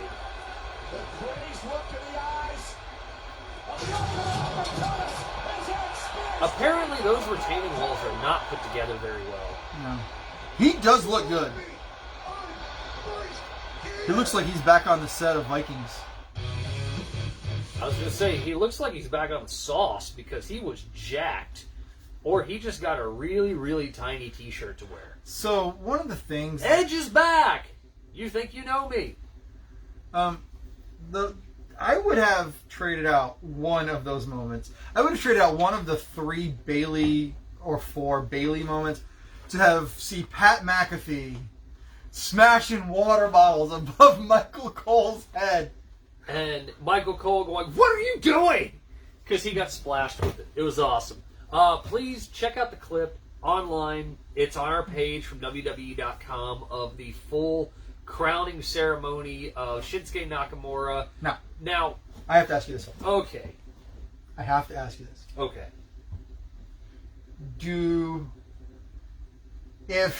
Do I care about any wrestling No, that has no. taken place on this? No. If it was Corey Graves and Michael Cole No. and Vic Joseph, Nope. would you care about Rick Boogs? No. If Rick Boogs was the only one going, I'm Rick Boogs! Maybe. Just because... Without the Pat McAfee... I would say maybe for Rick Boogs, just because of the joy that I had. You can go watch our last show of telling the story of my son and going, "Who's Rick Boogs?" That's about it. Maybe. maybe I would enjoy it, or I would just be ripping this apart. But I don't know. Either way, Pat McAfee has sold Rick Boogs and Shinsuke Nakamura to the high heavens. And they haven't had a good match, and Rick Boogs has done nothing other than get knocked down and grab a hold of Baron Corbin's leg. And Baron Corbin...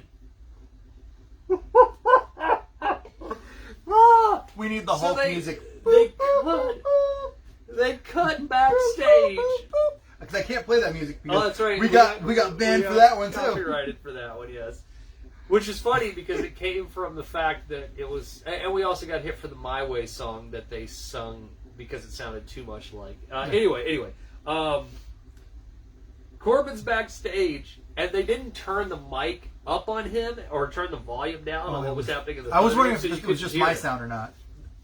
No, it was everybody's, and the subtitles were bad too. But he's backstage, and she goes, "King Corbin." I'm sorry, Baron Corbin. Keep in mind, he's going around calling himself King Corbin because he won King of the Ring.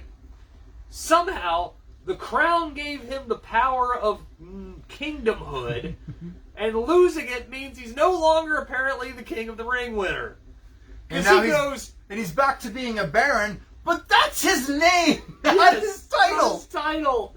And he goes, "I lost the crown. I lost the sponsorships." I don't know what sponsorships he had. We have never been told that he had any sponsorships. King of Beer? I mean, the Rolexes and the cars that he talked about, was that because we never saw that? And he goes, "What's it all matter?" And just walks off like crying, and I'm like, I don't know what I just watched. Rick Boogs! Rick Boogs. All right. I did not watch AEW because AEW was on last night. So next week AEW comes back to Wednesday. So on our next show we'll talk about AEW again. Okay. One of the things, if we ever have time, maybe we could talk about is maybe just do watch the Jake Hager fight and just watch and react. Yes, we will. Maybe that's what we'll do when we come back before we prep for our China episode. Is just watch that match, because I have heard several conflicting things about it that make me want to watch it. I was unable to. I haven't seen it yet. See it to watch it, but so you want to watch it live? We will watch it live right. Because I have heard that it is. Some people have said it's so great, and then I've also heard that it's just crap because it's basically, again, like other things, it's just a worked MMA match that is so slow and so bad that it just looks fake. All right. So next.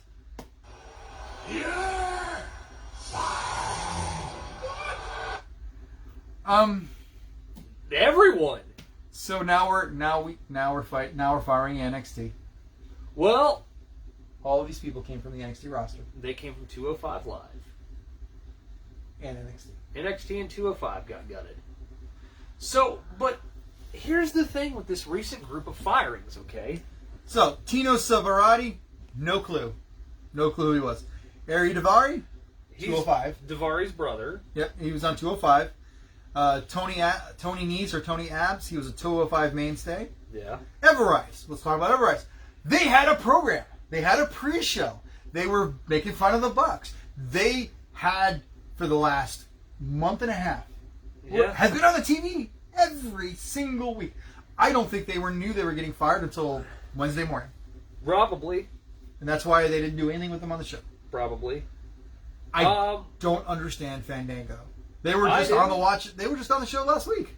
Well, okay. Go down the list. Let me hear your things, and then I'll talk to you. So then we have Austin Gray. He was August Gray, which he was one of that not Holla Holla guys proteges.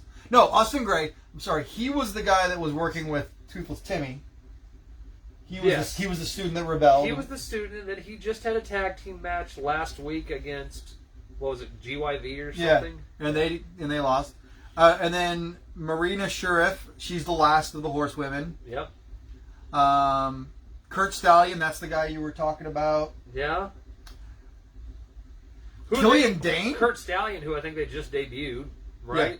Didn't they just debut him? Or? Yeah, but he was... No, he was on 205, and then they debuted him on NXT a while back as this, oh, hey, that's that cool guy. Yeah. That's that guy everyone's talking about on 205, and now, because he fought the drug cartel guy. Right. Yeah. Then you have Killian Dane, which is in the middle of a program. Which not anymore. And then Arturo Ruiz, who I remember seeing a couple weeks ago. So I'm going to go backwards. Killian Dane. Yeah. You have him in a program. Yeah. So now Spud doesn't have a partner anymore. Yep. And the whole program with him and Imperium has been just blown up, which makes Nikki Cross the only member of Sanity left. Yes. Even though she was never technically part of Sanity on the main roster. Yes. So is still her husband or his wife. Yes. Well, at least someone in the family's working. I've noticed that WWE used to care about keeping spouses together, and they've no longer care about that. The thing with this, and I know we just talked about Everrise being on TV and this not being done right, and Killian Dane obviously being cut and this not being done right. Okay. And Fandango, I forgot Bollywood. And the Bollywood Boys, who were with Jinder a little bit, and also Fandango and Jinder's got Breeze. new guys. Jinder has new guys, yes, because he's got bigger dudes, bigger guys. There's nobody on this list that I am like, oh my God, why? I'm just not so much. Because the thing with Fandango, and I did not realize this until I looked at this list, he's been at the company for 15 years. Yes. He's 40-something. He's like 45. Sure. I bet I would be willing to bet that they were both like, cool. Now, I feel bad to a point because, let's be real. Fandango is what I said. He's almost 50, probably. He's in his upper 40s, right? I don't think he's going to go to AEW. I don't really see him going to Japan. Maybe Impact. Maybe. Tyler Breeze has a career ahead of him still. Tyler Breeze is in his upper 30s, almost 40, I would imagine, at this point. And everybody on the internet loves him.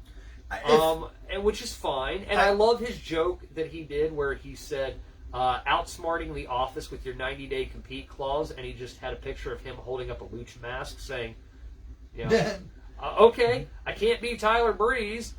I'm fine. I'm just still going to go take a booking as this masked wrestler guy and get paid. But they did nothing. Fandango was basically DOA, and they put everything into Summer Rae, who doesn't work there. Check our archives. We had a long discussion about Brazango a while back. They killed the Fashionista Police thing with them. Which was the best thing they had going. Yes, which everybody loved, but I think Vince didn't get it. No one got it. I hated it personally, but people liked it. A lot of people liked it. I was in the arena when they did it. People were cheering for a video package segment because they weren't even in the arena. This was pre-recorded crap, and people were going crazy for it. It was great.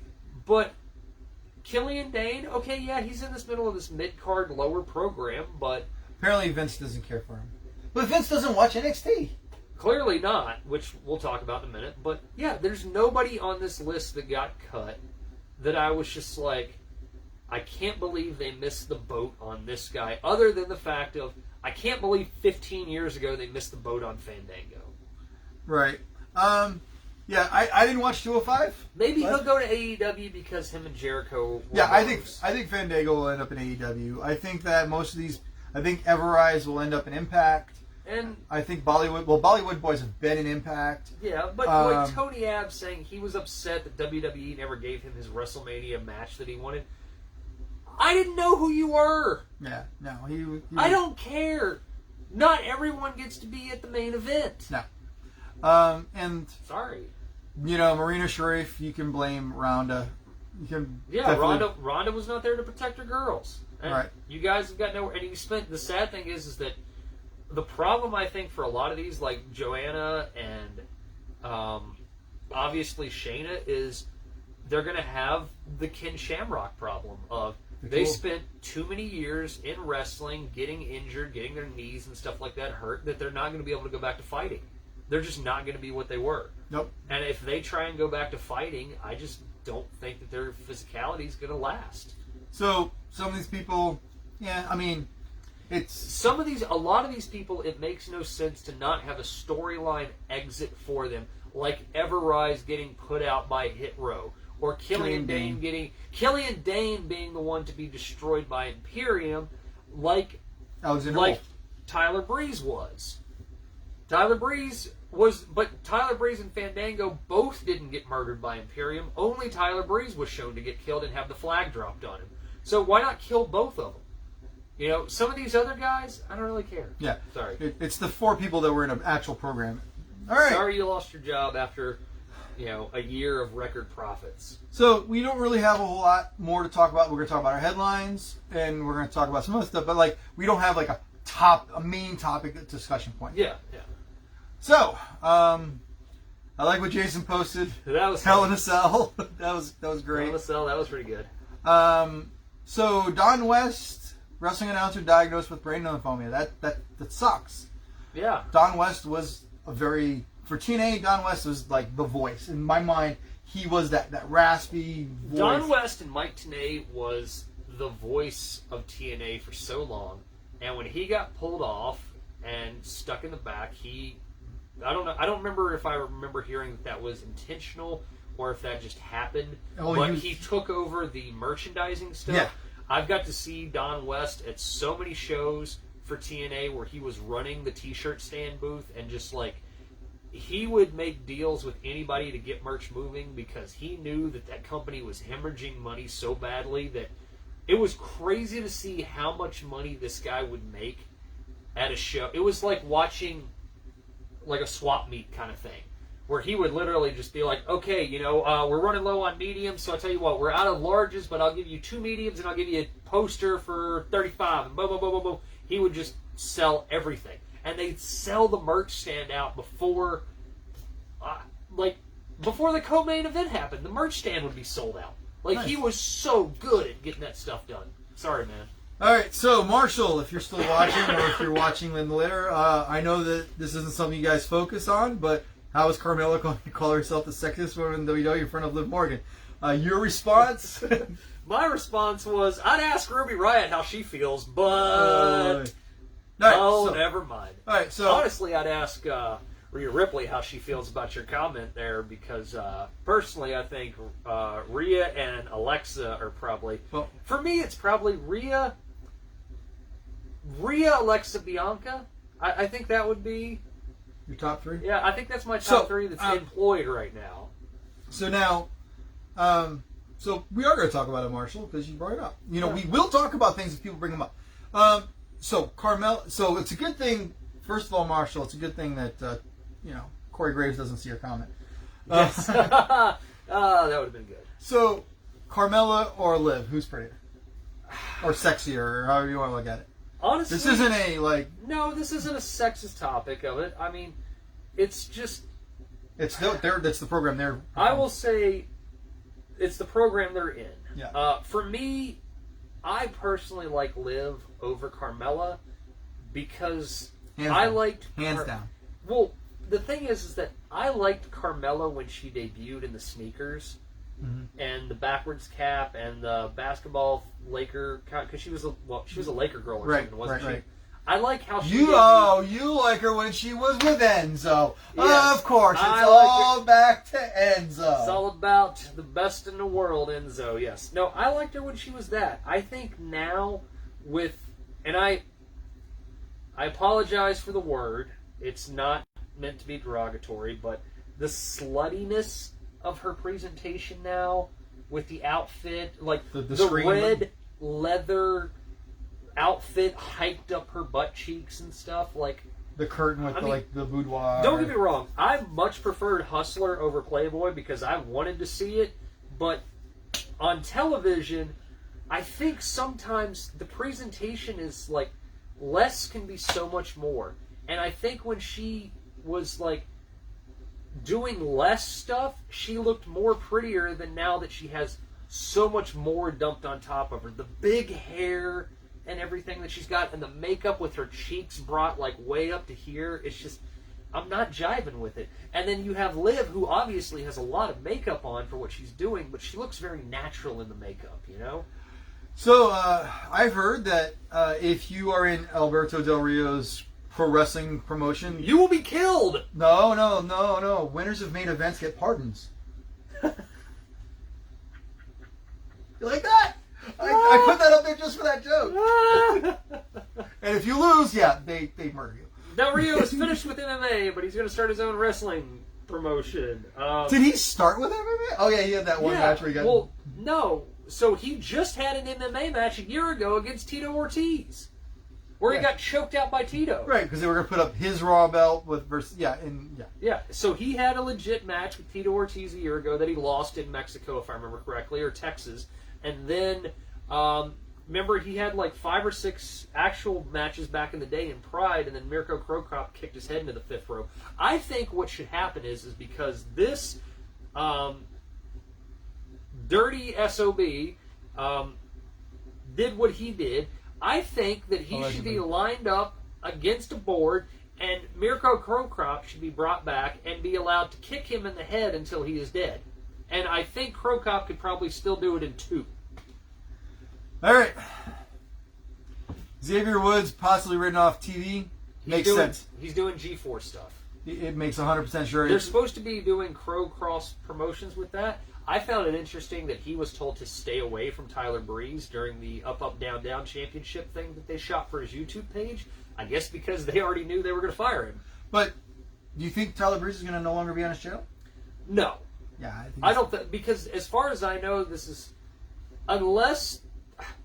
I mean, I don't know with this because,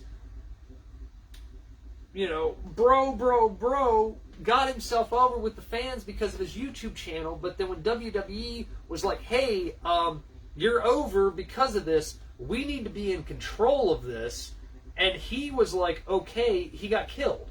Right. So is Xavier still in control of his YouTube stuff? Well, I think if he's just not on the air, it doesn't matter. I mean, I don't know. That's like, this is very interesting to me. Because it's going to be more I think his up, down, down stuff's going to be more about G4 stuff. It's stuff. going to be more G4 stuff at this point. But again, like, is that NBC owned? I don't know. Is that Universal owned? Like, I mean, I'm not going to lie. During COVID, I actually watched quite a bit of him and Shayna Baszler and Adam Cole and Cesaro playing Among Us. Yeah. I watched hours of it. It's like, I don't know. I mean, Nia Jax. Is this happening because he's got other outside commitments? Is this happening because he won't let them be involved in it? How much involvement do they have in it? I don't know. It also helps Kofi with Kofi Mania Part 12. It does. It does help a little bit with Kofi because now Kofi doesn't have a buddy. Is there a world that we live in where Kofi is going to win the title off Bobby? I don't think so, but stranger things have happened this past week on wrestling where Riddle beat McIntyre clean. So Keith Lee facing Roadblock, trademarking his own name thanks to WWE. This just spells Keith Lee's not ever coming back. I don't know. Is this Keith Lee not coming back, or is this real? Is this a work? Is this? Yeah. I don't. My God. Whenever I read WWE firings announced, I look for Keith Lee's name. You first. always think Keith Lee's going to be there. Yeah. Keith Lee and Bray Wyatt. Those are the two names I keep looking for. Yeah. Please come back, Keith. Or if you know what, fine, Keith. Go do your goodness somewhere else, and I'll watch it. I will bask in your glory on any TV show that you go to, homie. CM Punk takes shots at WWE not paying royalties on Peacock. Oh, that's well. Unfortunately, Mr. Punk or Mr. Brooks, guess you didn't look at the contract that Peacock wrote with the WWE, where they are no longer. You broke this news 2 weeks ago. Peacock is not responsible for any royalties, and that's one of the reasons they probably went to. That's the reasons they bought it. So you can take shots all you want, but it's not technically. WWE is not at fault for this one.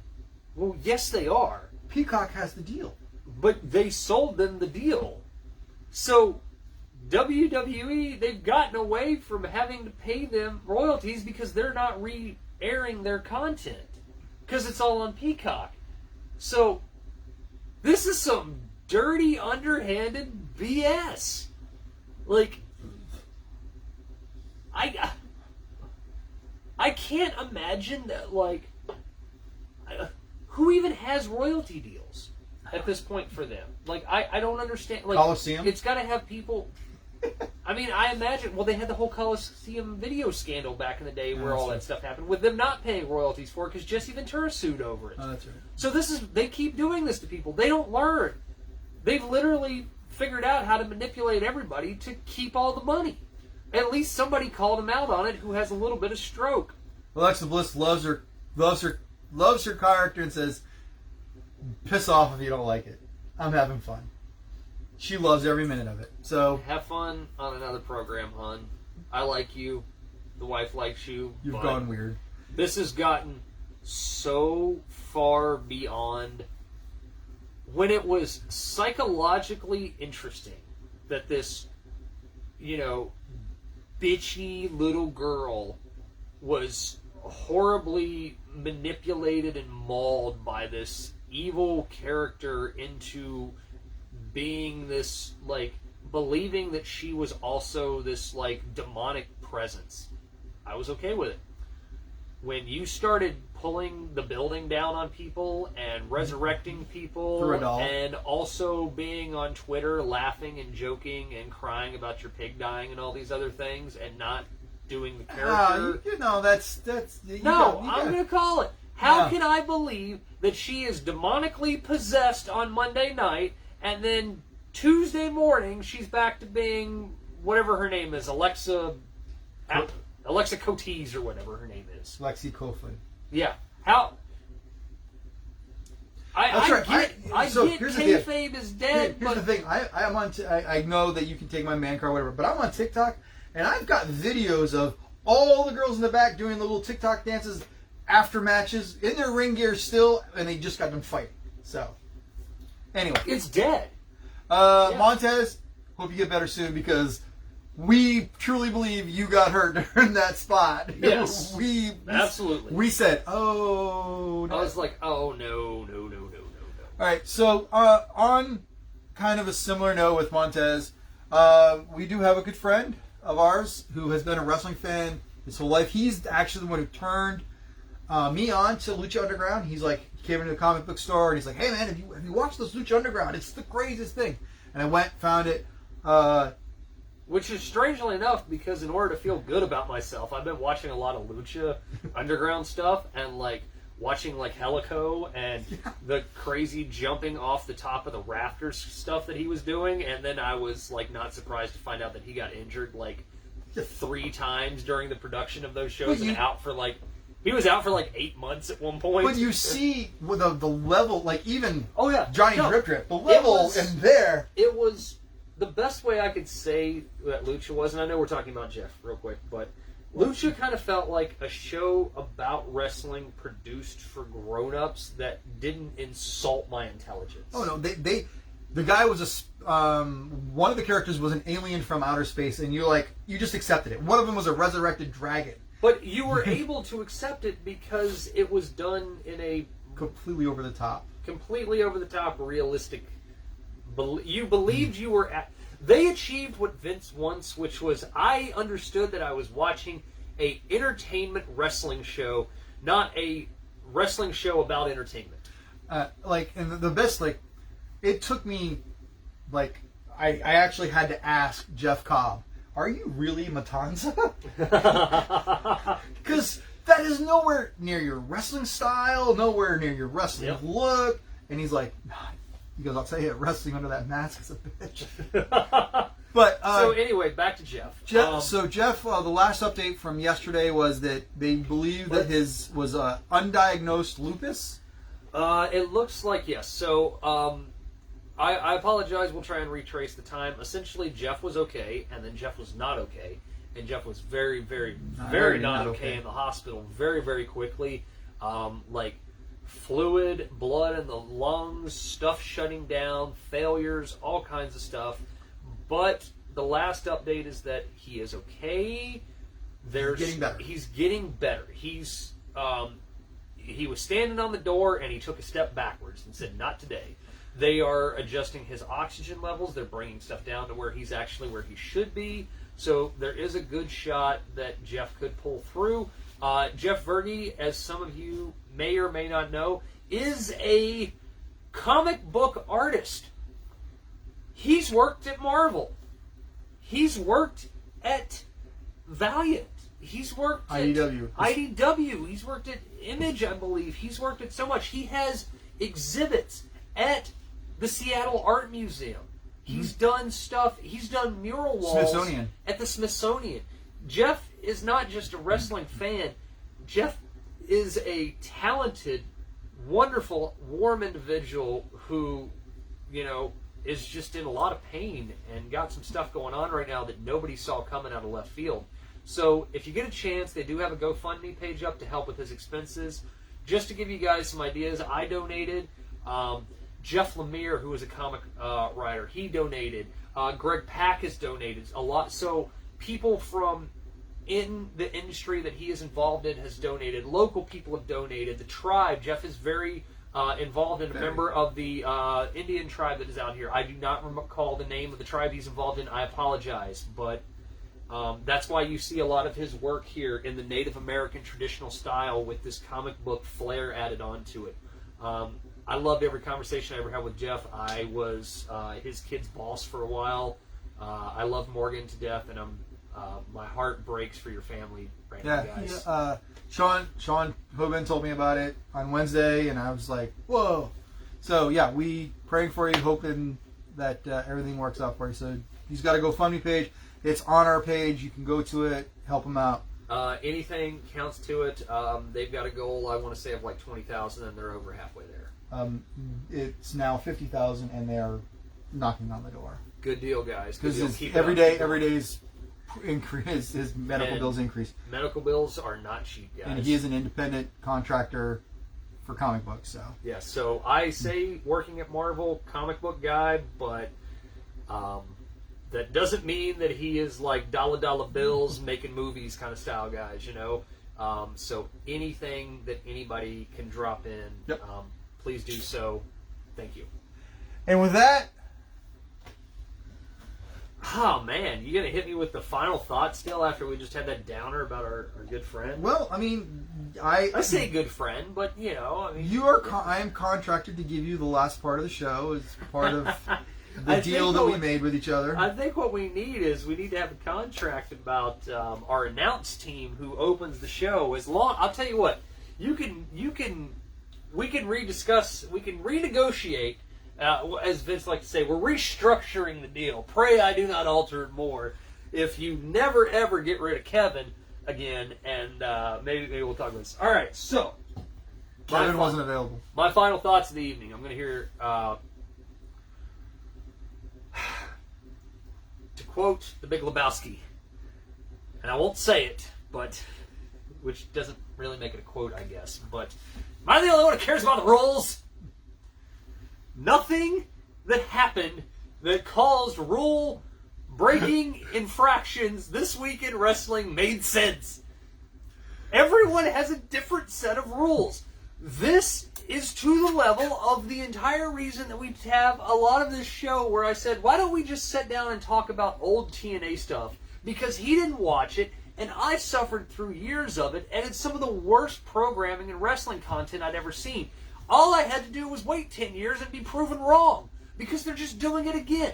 Every wrestler in TNA, every match had a different stipulation and a different set of rules, and the announce team didn't know what it was, so they just kept making it up, and Russo was involved in a lot of that stuff, which makes me believe he's ghostwriting the shows, or better yet, the people that he worked with, like the Moron Abyss and Sugar Shane Helms, are the one writing the shows, which you can still see the influence of.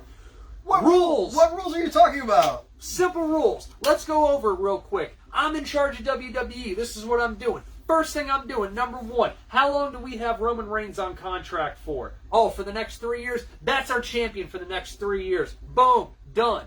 Figured out. What's Roman's rules? Roman rules are simple. The same thing he's done. He kills everyone. We build somebody up, Roman kills him. Why? Because eventually we're going to be able to flip it. That's the first thing I'm going to do for the show. Number 2, we need an authority figure, not some old has-been, washed-up SOB that everybody acts like they're afraid of, but not really can't do anything. Sorry, Mick, looking at you. We're going to get an actual authority figure by Adam Pearce. I'm keeping Sonya because I think she can work, and I'm not going to lie, she has a demographic. So, wait a minute. You're not talking about rules, you're talking about how you're rewriting it. I'm getting there. Oh. Why do we need an enforcer? Because that enforcer has to come out and say these words. I have worked in this company, I have been here, I have seen too much go on, and I am now in a position of authority. These are the rules that I'm going to set forth from now on that will be done. 1, change the outside count from 10 count to a 20 count. Why? Because people like to do crap outside and the referee has to stop and pretend like he can't remember how to count from the numbers 7 to 10. So you're going to do what AEW and Ring of Honor does. Number 2. In New Japan. Number 2. This is very important. If at any time an outside interference happens in a match, the match is automatically thrown out and DQ'd. We can't have people just randomly touching each other. It's inappropriate. We have laws against this.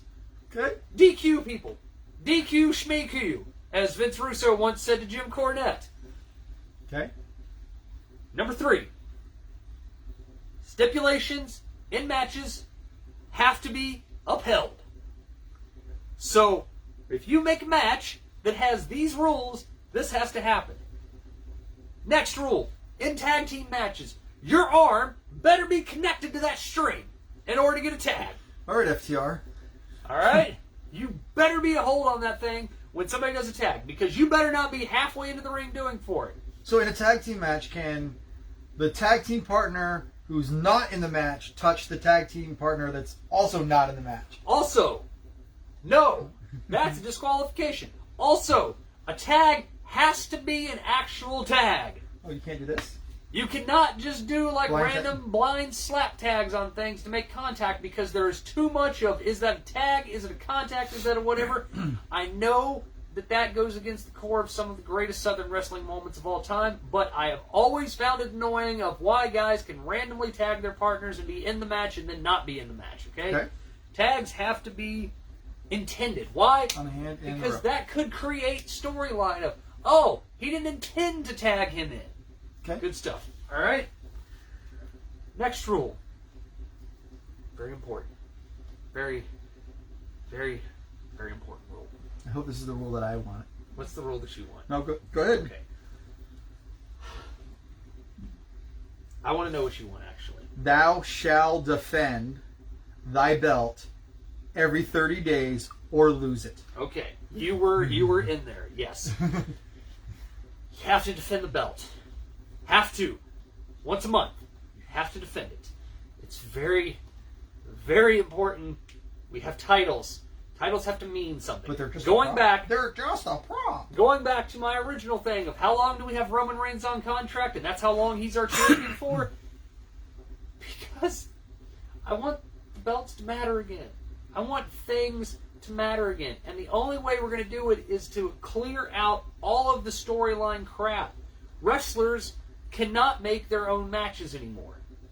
Contract signings have to mean something if we're going to do it.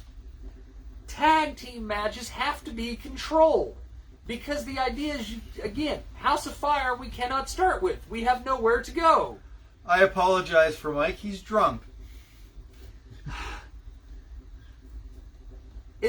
So, there's this great quote. And I know I said, I misquoted, so I'm going to misquote this again. But I was reading, funny enough, we talk about comic books, right? For Father's Day, my wife got me some of the library edition hardcovers of Mike Mignola's Hellboy, right? Okay. And in the opening section of it, they have this great introduction where the current editor of Dark Horse is talking about the greatness that is Mignola's Hellboy, and in it they have a quotation from Alan Moore. Alan Moore, creator of Watchmen, V for Vendetta. He's a crazy person. Super grumpy guy. Super grumpy, crazy guy, but one of the best writers in comic medium in all of history, right? And essentially he has this quote that I will paraphrase, right? I'll bring the actual quote next week. I wanted to bring it this week, but I forgot. Basically what he says is that the genius of Hellboy was being able to tap into this old pulp noir style of stuff and kind of flip it around a little bit, but make it unique enough that it seemed fresh, but not too divergent from the core of what it was. Wrestling is not that hard to book, okay? We've done it here on the fly, all right? And we've done something a lot better. What you do is you take something you know that works, and you flip it a little bit with a modern twist and spin and add your flair on it, so that way it seems fresh and new to the audience. But you don't divert too far from the core of what made it work to begin with. There's a reason that you keep doing these retro shows, and you keep doing these throwbacks, and AEW, you keep hiring this named talent people from the other show that you keep referencing so much that you're so desperate to be like, even though you want to be different, you're desperate to be WWE. If you just took what works and you just twist it a little bit, throw a little spice and seasoning in there, but don't go so far that you've alienated and so niche that you've cut out the core audience of what would be there to watch it. Again, I've made this statement how many times, week in and week out. You were the only live programming for a year almost on television. You had an open-ended airway, and you couldn't do better than the numbers you'd already done the last year when you had competition from everything else in the world. There was no football, no basketball, no sports, Hockey. no baseball, no hockey. Now you're about to have to contend with the freaking Olympics. On the same channel. On the same network channel at this point. And you couldn't do better than a 2.0. And AEW, you couldn't do better than a 1.1, which was numbers that TNA had 10 years ago. And now, you're having a hard time getting people to buy a ticket. And now you can't even sell out a building, which I get the times we live in. But the point is, ratings-wise, you guys couldn't bring in 2 million new viewers. And you're killing the 1.5 million viewers that you still have because when we talked about Alexa, we're not watching it because we're saying, oh my God, can you believe this? We're tuning in to go, oh my God, can you believe that? I actually watched probably 10 minutes of the National Cornhole Championship the other night after watching SmackDown. I'm enjoying. And I enjoyed that 10 minutes more than everything on SmackDown except for anything that had to do with Nakamura and Boogs. And in the sports world, as we've talked about, I love mixed martial arts. I love bare knuckle fighting. I love even open submission style wrestling. You know, like those sports as well too to watch. My final rule: you have to realize that Dana White stole your audience, okay? Because he's doing pro wrestling, but he's using real fights to do it, right? Because Conor McGregor mouthing off, you know, is just Roddy Piper. That's all it is. Like, that's why all the Colby Covington and him and the stuff that he says, like, even Kamaru Usman is a good talker, and I love Kamaru Usman. And you've got look at the heavyweight. You have Francis Ngannou as your main heavyweight right now. He knocked out Stipe Miocic. And you have Bobby Lashley on the other side. Two big, jacked up men. My point for that is that, and we're going to watch the Wardlow in that match, right? Yeah. We're going to watch Hager and Wardlow, right? Yep, we're going to watch it together. Stop saying the phrase mixed martial arts and BJJ on your show. It's my final note, my final thought. Wade Barrett, I'm looking at you. Every time he goes, Kyle O'Reilly's got that BJJ background, I want to slap you in your freaking English face, and you're a bare-knuckle boxer. Brazilian Jiu-Jitsu. Oh. Every time that they reference mixed martial art and Brazilian Jiu-Jitsu, I die because I know that Dana White is sitting back laughing, going, yes, please tell more people to watch my product. I already have all the mouthpieces I need. They don't have stars. They really don't have stars. Other than, I named off a bunch of people. Do you know any single one of those people other than Conor McGregor? No. Okay. Do you know any of their world champions? Nope. If I told you that Conor McGregor was... Is Chris Cyborg still? Chris Cyborg fights. She fights in Bellator, and she is a women's bantamweight champion. I believe she's bantamweight. So yes. There you So go. Chris Cyborg still fights. Okay. You can't name any of them. No, but you know what? I can tell you about a lot of the boxers because Vince keeps trying to get them because they are not under contract like Dana. Yep. Which is our point. That is our point overall, is that you're wrestling. Be wrestling. It's not hard to be wrestling. It's very, very entertaining to be wrestling. And you have the ultimate trump card that unfortunately everyone knows, but you can still use. You know the outcome! All right, guys. It's been fun. Thank you for the 2 people that stuck through us the whole time. I'm sorry. At least. We're down to 1. They just dropped off because they got tired of you ranting. Hey, we'll be back in 2 weeks. Happy 4th of July. Bye.